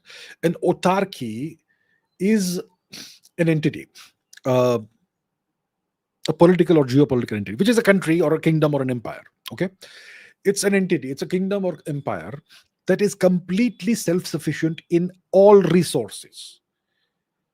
All energy needs are provided from within. All food security needs are provided from within. All resources like metals and whatever else, minerals, everything is available in the country. You don't depend on any external provider for anything at all whatsoever. If you are in that situation, you are an autarky. You're completely self-sufficient. You need nothing from anybody else. Today, Russia is an autarky. The US, you can say, is an autarky. Yes. Who else? Nobody else. So was ancient India an autarky? Yes, we were an autarky. See, in the old days, 1,000 years ago, nobody used fossil fuels. It was all horsepower. And so we had no dependence on anybody else for energy. And all the minerals, everything was available in India. India is a gigantic piece of territory. We were completely self-sufficient when it comes to food security, agriculture, tremendously fertile land. So ancient India was absolutely an autarky. We were a net exporter of whatever, everything else, everything. The Romans used to trade with us. So they used to purchase our spices and our textile products and all that. And in return, they used to give us gold. They used to sometimes complain about it, that India is taking all over gold because our people are hooked, are addicted to Indian spices and products and whatnot. They never seen India, most of them. Anyhow, so ancient India was absolutely an autarky. So why are we not an autarky today? Because we are not self-sufficient in terms of energy, first of all, right? We don't have enough oil and gas resources that we know of thus far that can provide for all our energy needs. That's the major Achilles heel that we face today. That's the major problem. Apart from that, what else? I think we are dependent on other countries for rare earth minerals and various other things. I think all of that can be solved. All of that can be solved. We have just our leaders, our governments in the past have just been too lazy to look for the resources within India. We need to prospect. Prospecting is hard work. But if we look for the resources in the gigantic subcontinent, we'll find everything in the subcontinent. So I think it's a matter of time if we start looking for us to find everything, all the resources we need, even if it's uranium, even if it's thorium, even if it's oil, gas, whatever, rare earths, lithium, everything will be available in India if we just look for it. So we can become an autarky again, but it'll take some time. It'll take some effort, some resources, money, cash. So yeah, you're right, sir. In ancient India was absolutely an autarky. Absolutely. What next? Okay, Krishna of Suriname, Netherlands says, how long will it take to correct the inaccuracies and incorrect narratives in the historical chronological timelines of Bharatvarsha's history? Okay, India's history is a mess, obviously, the written history today. Why is it a mess? Well, if you ask the great Westerners, they'll say that your history is a mess because your ancestors never bothered to write history. You were an ahistoric people. You tended to memorize everything, and whatever you memorized was stories and myths, right? That's what they say. The truth is this: we were not an ahistoric person. We were not an ahistoric culture or civilization. We wrote everything. We had universities with gigantic libraries. All our history was recorded and written down. Everything was written down. And we lost our sovereignty. Foreigners came in, Turks. They destroyed our universities, razed them to the ground, and burned our libraries. Our libraries burned for months. That's how big they were. And today, any of the old universities, if you go there, they're all flattened. They're all in ruins. They're all burned, scorch marks everywhere, right? So we lost our written history. We lost the records of our history that were maintained by our ancestors. So what was left? We were left with some memories and some tales, and those had to be passed on orally, because we could not build new libraries and new universities as long as we were under foreign occupation. They would not allow us to do that. So we were forced to pass everything on orally. And then when the foreigners, the whites, the Europeans arrived in India, they said, "You are a people without history. You pass on history orally. Such primitive barbarians you are. So let me do you a favor, you stupid Indians, you stupid Hindus. I will write your history for you." Okay? And then they proceeded to write our history for us. And then by 1830, the 35 or whatever, that was officially made part of the Indian education system. Their version of our history. And we still teach that today. That's the problem. So now that we understand how it happened, how long will it take to correct all this? The inaccuracies, the incorrect narratives, and especially the historical chronological timelines. The chronological timelines will take time, because we have records of lineages of kings. We have how many ancient royal lineages? 36, I believe. I believe there were historically 36 royal lineages that went back to the Rigvedic times. The royal lineages of India. Who was it? James Todd or somebody who collected the data and published it, but it was known for, obviously it was known to us before that. The 36 royal lineages of India. And so we have recorded lineages of Indian kings and dynasties that go back thousands and thousands of years. One example is Kalhana, the Kashmiri chronicler. He wrote the Raj Tarangini, in which there are records of kings that go back to the Vedic times. Okay, mostly centered around Kashmir, obviously, but obviously it will have the entirety of the Indian lineages. And we have other records here and there, so we have to reconcile the records and see. Sometimes some kings are said in the records to have lived several hundred years. What does it really mean? Maybe it means that their vansh or the lineage or the dynasty was in power for those many years. We have to interpret it properly. So that's going to take some brain power. You're going to have to bring scholars together. One person can't do it, possibly.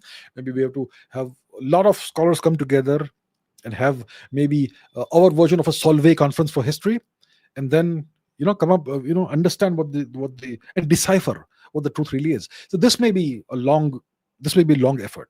So the chronology is problematic. I'm pretty sure the chronologies are mixed up, are messed up. I'm not even sure which Chandragupta it was that faced there have been multiple Chandraguptas, right, in Indian history. Which Chandragupta came when? Which was the Mauryan Chandragupta? Which were the other Chandraguptas? There are lots of inconsistencies, and there are certain anchors that have been used to give dates to Indian history. One is the uh, the attempted invasion by Alexander the Greek, and so on. But there's going to be lots of problems. We don't even know for sure what's the date of the Buddha. It is supposed to be maybe the 5th century BC or thereabouts. I am not sure if that's the absolutely accurate thing. So there's a lot that needs to be looked into. And that's going to take a lot of time. It's going to take a lot of brain power. You'll need really smart people to do that. But when it comes to the other inaccuracies and incorrect narratives, that can be fixed, that can be solved in maybe 2-3 years. So all you have to do is delegate the responsibility of this to the states. How many states do we have in India? 29, 30, whatever the number is. So each state has its own rich history that goes back thousands of years, right? So have, let's say, each state government fund, let's say, 20 scholars in each state. Give them 1 crore rupees a year. 20 crore rupees is nothing. It's peanuts. Give each scholar a stipend of 1 crore rupees a year. Have them work on one aspect of the state's history and let them collaborate in whichever way they want. Get the brightest people, hopefully young people, and give them a period of 3 years, let's say, to do the research and compile their work. So then you have 20 volumes for each state, and those that can then be combined into a proper full series of history books for each state, and you can do it for each state in the country, right?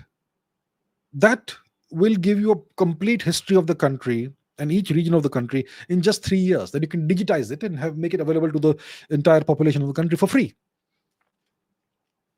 Obviously, you have to choose the people correctly, carefully, and so on. It can be done, obviously.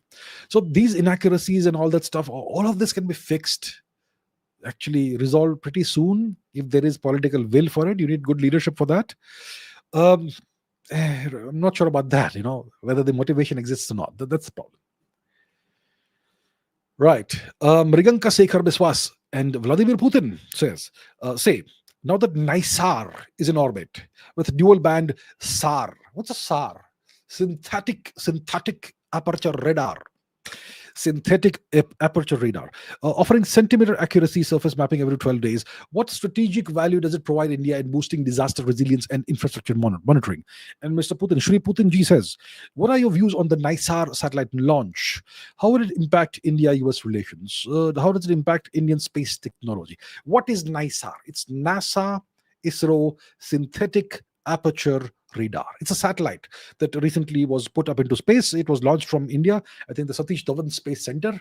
It was launched using a GSLV Mark III or whatever rocket, and it's probably the most powerful Earth sensing, remote sensing satellite of all time, possibly.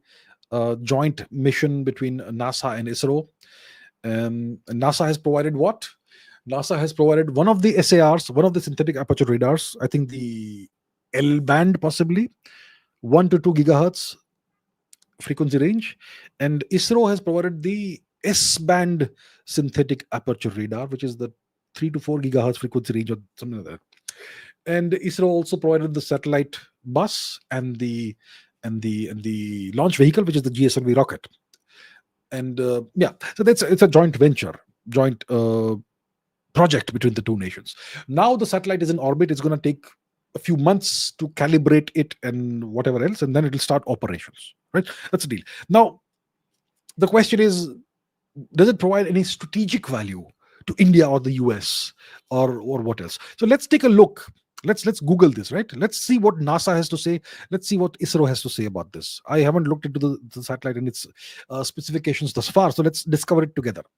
NISAR satellite. What's this NISAR satellite? Let's first go to NISAR on the NASA website. NASA ISRO Synthetic Aperture Radar, designed to provide a detailed view of the Earth to observe and measure some of the planet's most complex processes, ecosystem disturbances, ice sheet collapse, natural hazards, sea level rise, groundwater issues. Its radar, the first of its kind in space, will systematically map Earth, measuring changes over planet's surface as small as a centimeter. Fantastic. So the mission partners are NASA and ISRO. Instruments are LSAR and SSAR. It's at an altitude of 747 kilometers, inclination of 98.4 degrees. All of that, fantastic. What else do we have? The magic of SAR, how the SAR works. Okay, good, very nice. How the synthetic aperture radar works, what data, and so on. Okay, that's what NASA has to say. Not a lot, actually. Now let's see what ISRO has to say about this mission. NISAR, designed to provide a detailed view of all the same stuff. Oh, this is again NASA's website. Let's go to ISRO's website. All right, here we have it. Okay, NISAR is the first of its kind mission jointly developed by the two space agencies, L and S band global microwave imaging mission, with capability to acquire full polarimetric and interferometric data.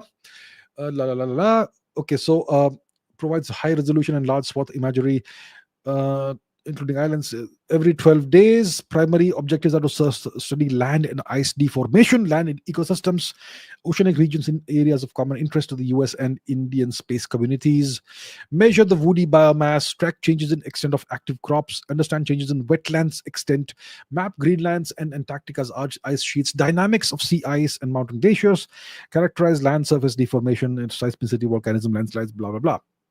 And all that. Mainframe bus, imaging payload, orbit, sun synchronous, okay. Dawn to dusk kind of orbit, very nice. All of that. NISAR mission phases, launch, deployment, commissioning, science.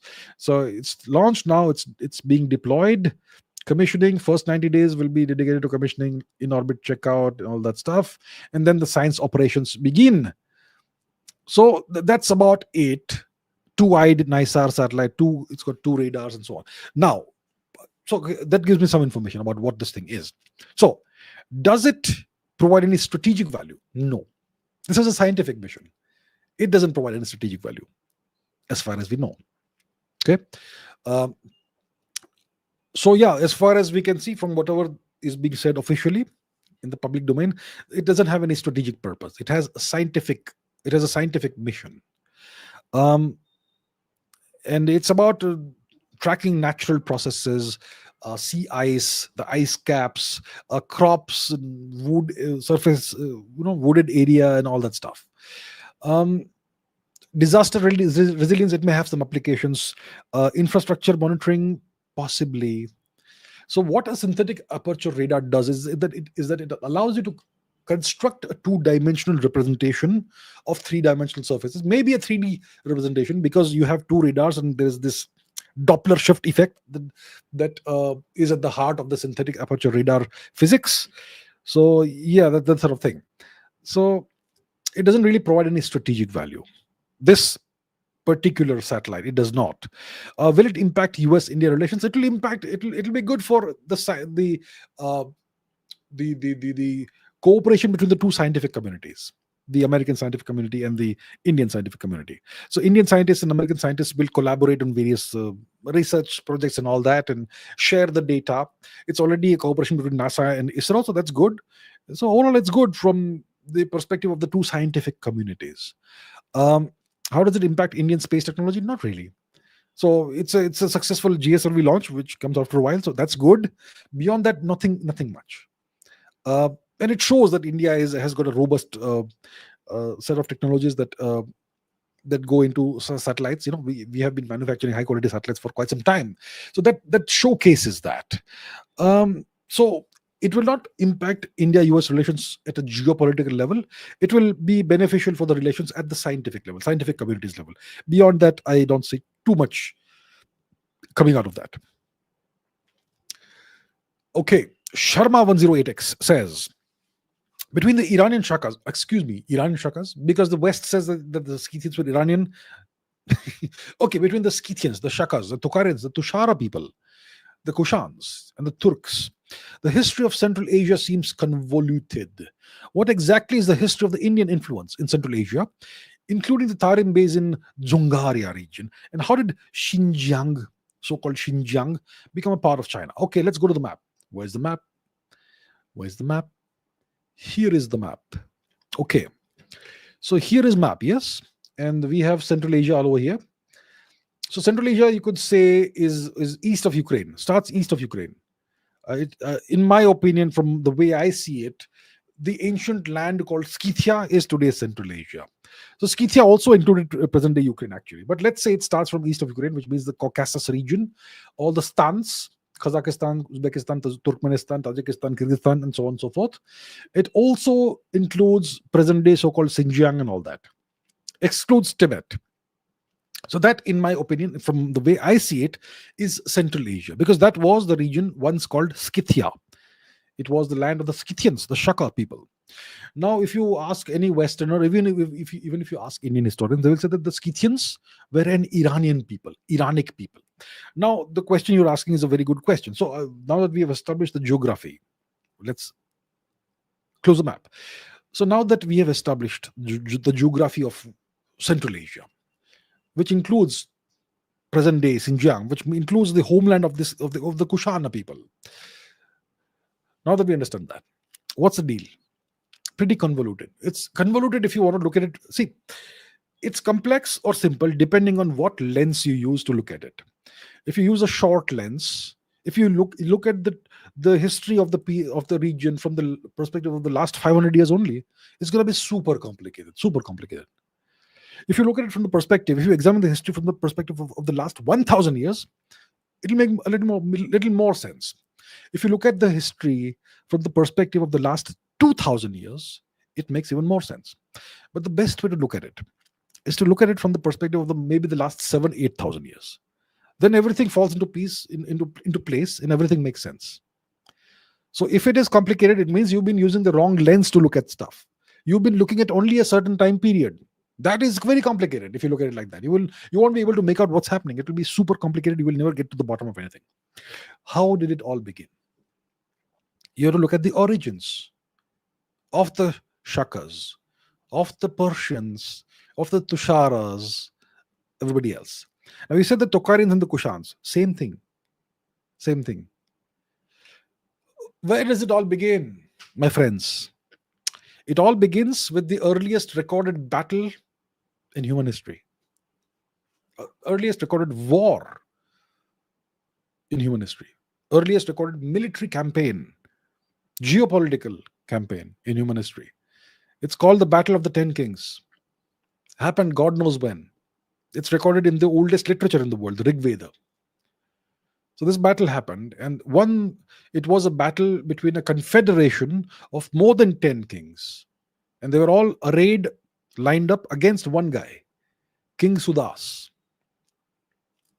And it was a rolling, ongoing conflict. It eventually culminated in a battle between King Sudas and his forces, and on the other side, the 10 plus kings all together as a confederation. And King Sudas won. And those 10 plus kings and their people were expelled out of India. They were ejected out of India. Where did they go? They went outwards, northwest of India. Which region did they go into? Well, some of them went into what's now called Scythia or Central Asia. Some went westwards. Some went further west, some went less west. So the Parshva people ended up populating Persia. Persia is named after the Parshva people, Persians. The Alina people became the Hellenic people. The Hellenic people are the Greeks, and so much more. Okay, so Persia was populated from India.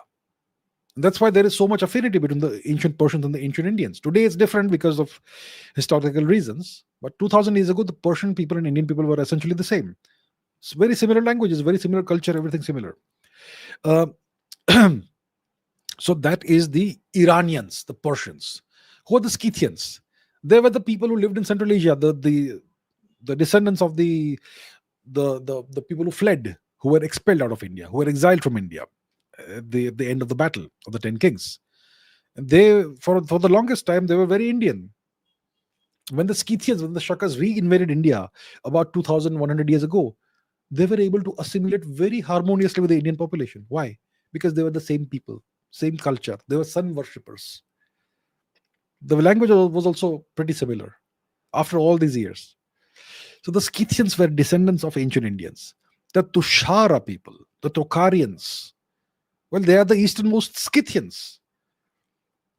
They spoke the Tushara language, which is supposedly a Satem language.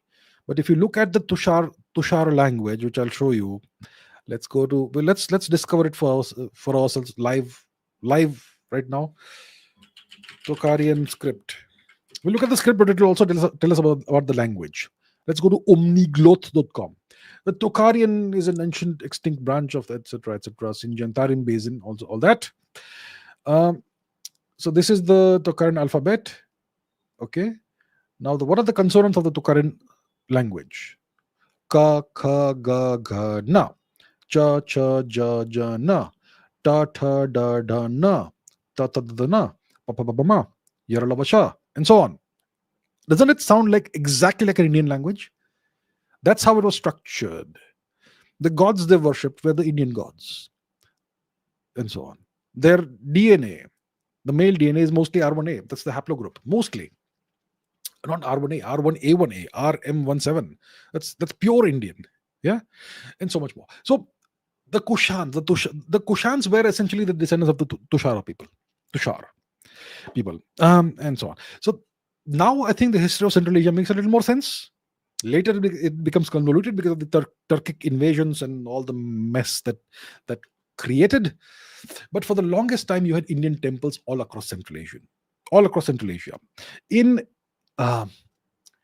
Armenia, there were a bunch of Hindu temples that were destroyed about 2000 years ago, and churches were built on top of them. Today, those churches have been destroyed by Azerbaijanis, and mosques have been built on top of those. That's the long history.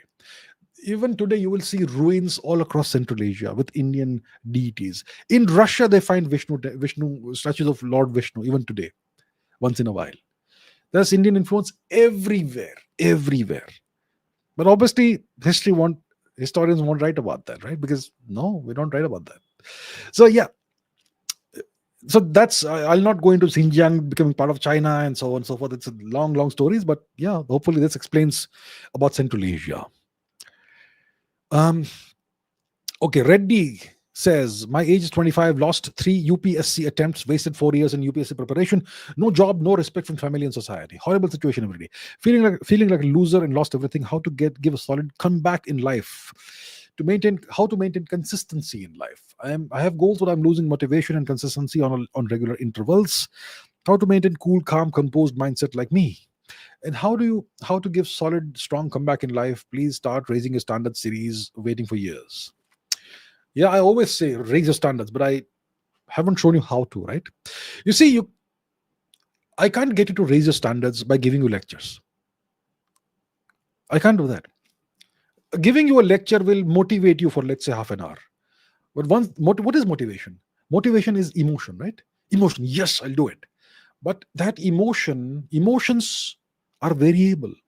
Emotions come and go. You can't rely on emotions to achieve goals. I can motivate you by giving you a speech, but after half an hour, 1 hour, that emotion will flow away, right? And you will come back face to face with the realities of life. Excuse me. I can't motivate you or teach you how to raise your standards by giving you lectures or making videos or essentially giving you speeches and lectures. The only way I can do that is by setting an example of some kind. Yeah, that could be the raising your standard series by setting some kind of example for you.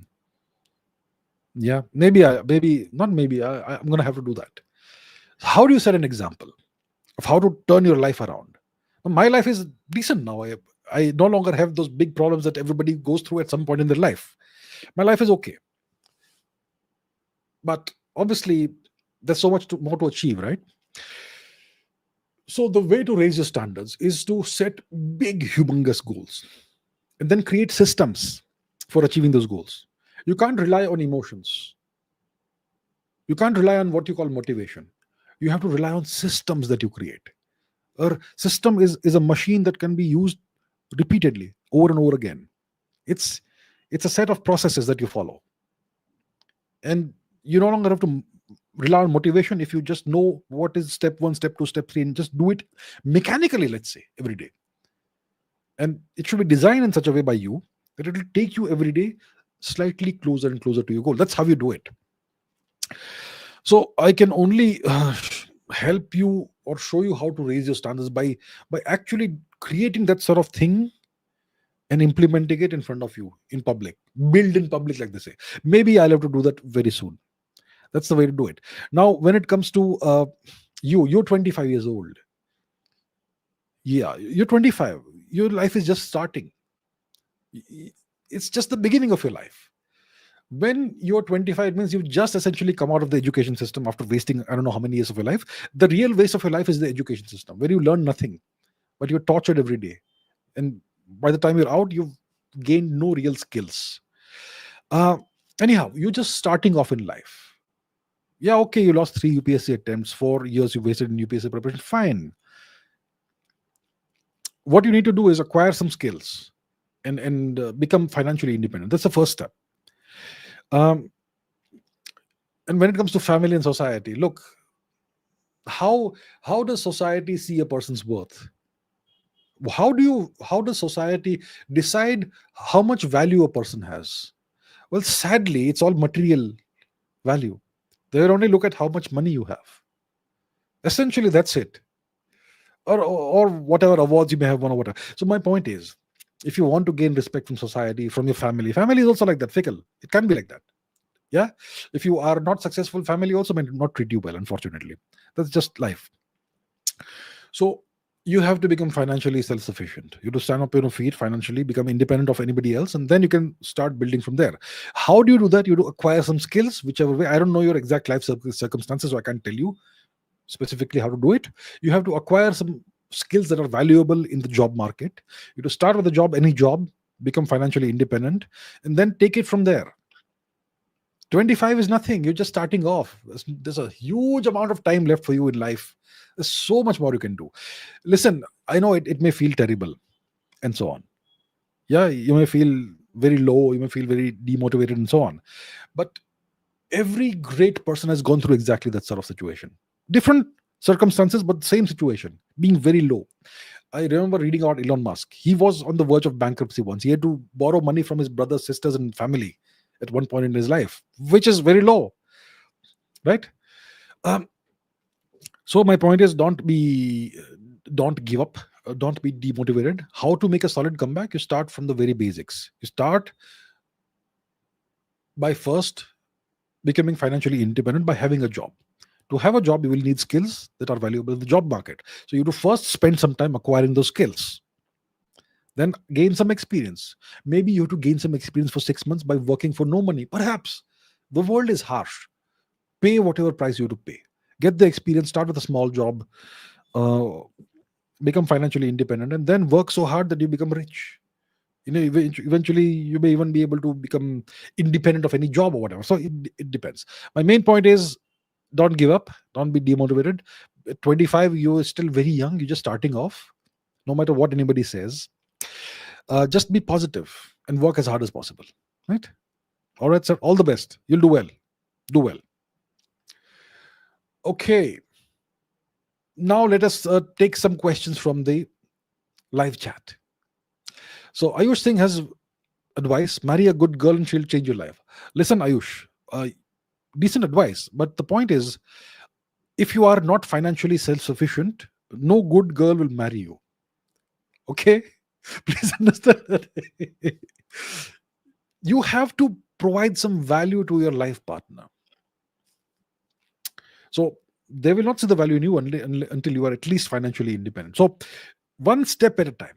So yeah, eventually, once you have some money and you're financially independent and you have some prospects in life, marry a good girl. Very important. If you have the right partner, well, obviously your life will change, no question, right? Okay. um so do ask some questions. I am now in I'm looking at the live chat. Do we have some interesting questions? um let us see. Anonymous scientist says you can become a very good motivational speaker, sir. Well, motivational speaker, well, that's not really something that really interests me too much. Motivational speaking is very popular, isn't it? There are some people who have made entire careers out of being motivational speakers, and I'm sure it's a great niche on YouTube. I suppose you could make millions by being a motivational speaker and putting some epic music behind that. Epic music and a wonderful motivating speech. But that is snake oil. It will not change anyone's life. You can't succeed by listening to motivational speeches, sir. Understand that. It is like fooling people. I don't want to fool anybody. The only way to succeed in life is to create systems, your own systems for yourself, that will allow you to climb up the ladder towards success. A system is a set of, it's like a ritual, a set of rituals you perform every day in a certain order. Morning, I do this. Then after that is done, move on to stage two. I do this. Then I do that. That's a system. It has to be in a certain order, in a specific sequence, a set of actions. It's like a set of rituals you perform. And that's what takes you towards success. Sometimes those rituals are difficult. Sometimes they're easy. Sometimes they're mundane and boring. Sometimes they're very creative. Depends on what you are trying to achieve. So that's what you have to do. You have to create your own systems. Nobody can teach you how to create a system. I mean, I suppose you could. There must be books on systems thinking and all. That's what you need to look into instead of listening to motivational speeches. So I suppose I could possibly be a motivational speaker. I may be good at that. I don't want to do that. I don't want to mislead people. So yeah, there we have it. Next. Okay, let's see what else we have.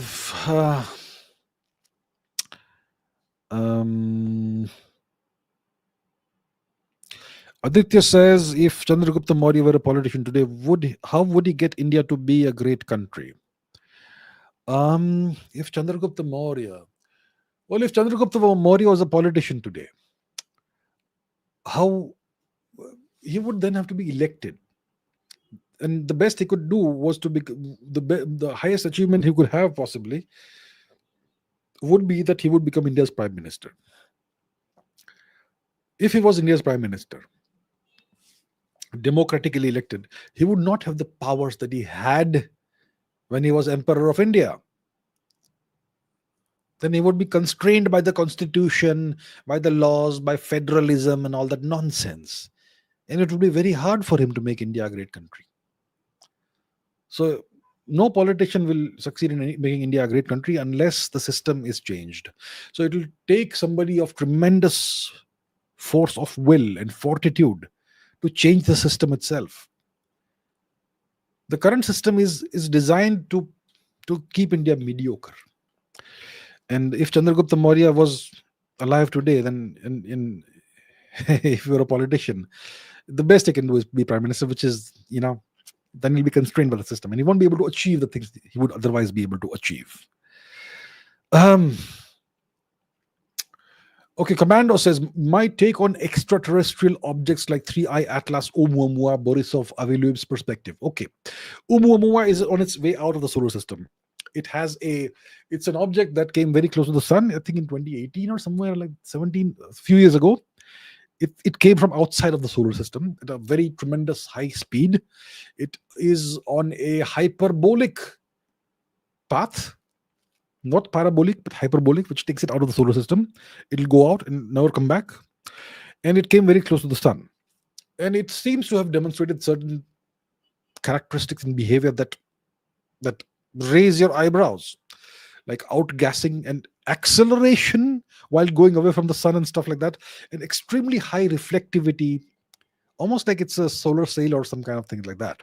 And so Loeb says that it may have been an extraterrestrial visitor. I mean, a rocket, I don't know, an extraterrestrial spacecraft perhaps. Now you have a new object that's coming towards the solar system, 3i Atlas.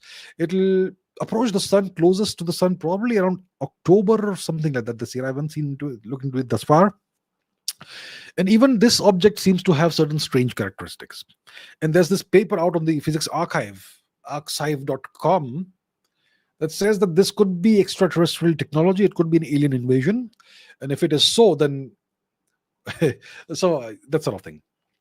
What's my take? I haven't really looked into the characteristics of this object yet. Oumuamua, it's on its way out. So that really is not a matter of concern anymore from a security perspective. But 3i Atlas is coming towards the inner solar system. It's on a path that will take it close to Jupiter, then Mars. It's like a spacecraft on a tour of the solar system, which wants to visit all the important planets. How close is it coming to Earth? No, not sure about that. But yeah, so the authors, one of whom is Loeb, they have raised the concern that this could be an extraterrestrial invasion, an alien invasion, and it could pose a security threat to us. So, so what's my perspective? I think we'll have to look into it. So I think we'll know by October what the thing is. Just a few months to go. Amisha says, do you see Razia Sultana as a strong woman like Rani Laxmi Bai? When I was a small kid, like little kid, chota bacha, little toddler, this movie came out. Hindi movie, Bollywood movie, Razia Sultan. And Razia Sultan was portrayed by Hema Malini. And she had this slave guy whose name was Yakult or something. He was portrayed by Dharminder. Very strong, apparently a African origin man. So in that movie, she is portrayed as a kind of heroine kind of person, very nice person, very strong and unjustly oppressed and whatnot. It's been a long time. I remember the scene in the desert and this cobra facing her or something. I was a little kid. And some nice songs by, what's her name? Lata Mangeshkar. So that movie portrays her as some great paragon of virtue or something. But the truth is that she was an oppressor of Hindus, oppressor of Indians. So I don't see her as a strong woman. She was a person who came and went. She was never really significant, but she was a female who ruled for a while. What? When did she rule?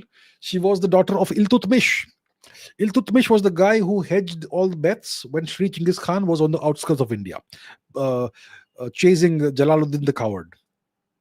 Sri Chinggis Khan, about the Battle of Indus, he destroyed Jalaluddin's army on the outskirts, on the western bank of the Indus, on the Sindhu River, and Jalaluddin the Coward jumped into the water, leaving his army behind, leaving his family, mother, everybody behind. He crossed the water and entered India. And Sri Chinggis Khan said, "To hell with you. Good riddance. I'll not bother pursuing you because you're done." And he went back. He went to deal with China. Yeah, Sri Chinggis Khan. So the king in northern India, one of the kings was Iltutmish. He was a Turk. He belonged to the slave dynasty or something, the Mamluk dynasty.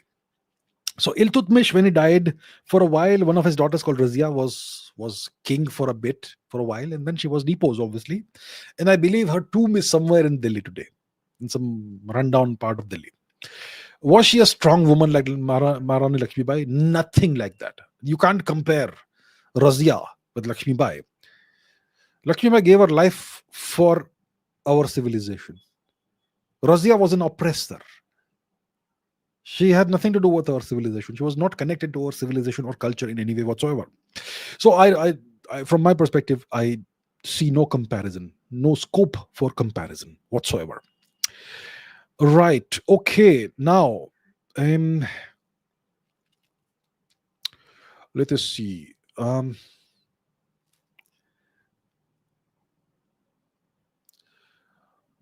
What's my favorite character from Chhota Bheem? I have never had the misfortune of watching Chhota Bheem. Chhota Bheem is, I'm sure lots of Indians have grown up watching it. It's painful to watch. Really. The quality of the animation, the aesthetics, everything, it's terrible. Why can't you make it better? The concept is good. A character from Indian history, deep Indian history, Bheem. I'm not sure what the storylines are like. I don't know what it is like, but the animation is so unaesthetic. And I've just briefly seen some of it. It's just, it's not for me. I've never seen it. I grew up watching better cartoons, quality cartoons. I was fortunate. So yeah, no, no favorite characters. Sorry. Okay, maybe I can take one more question. Of the modern Indian scientists, who do you think are the greatest minds? I can't think of anybody. Sorry. Yeah, I said one more question. I think we're done then. Are we done? Okay, we're done, sir. We're done, gentlemen, ladies, gentlemen, everybody, all of you. So I'm going to end it over here. And tomorrow we're going to have one more live stream. I will take super chats in that. So everybody gets to ask questions. And yeah, so I look forward to seeing you there. All right. So as always, please keep learning, keep raising your standards, keep asking questions. And I will see you tomorrow in tomorrow's live stream, same time, 8 p.m. Indian time, same channel. I look forward to seeing you there. Thank you so much for watching. Thank you for your viewership and take care. Bye-bye.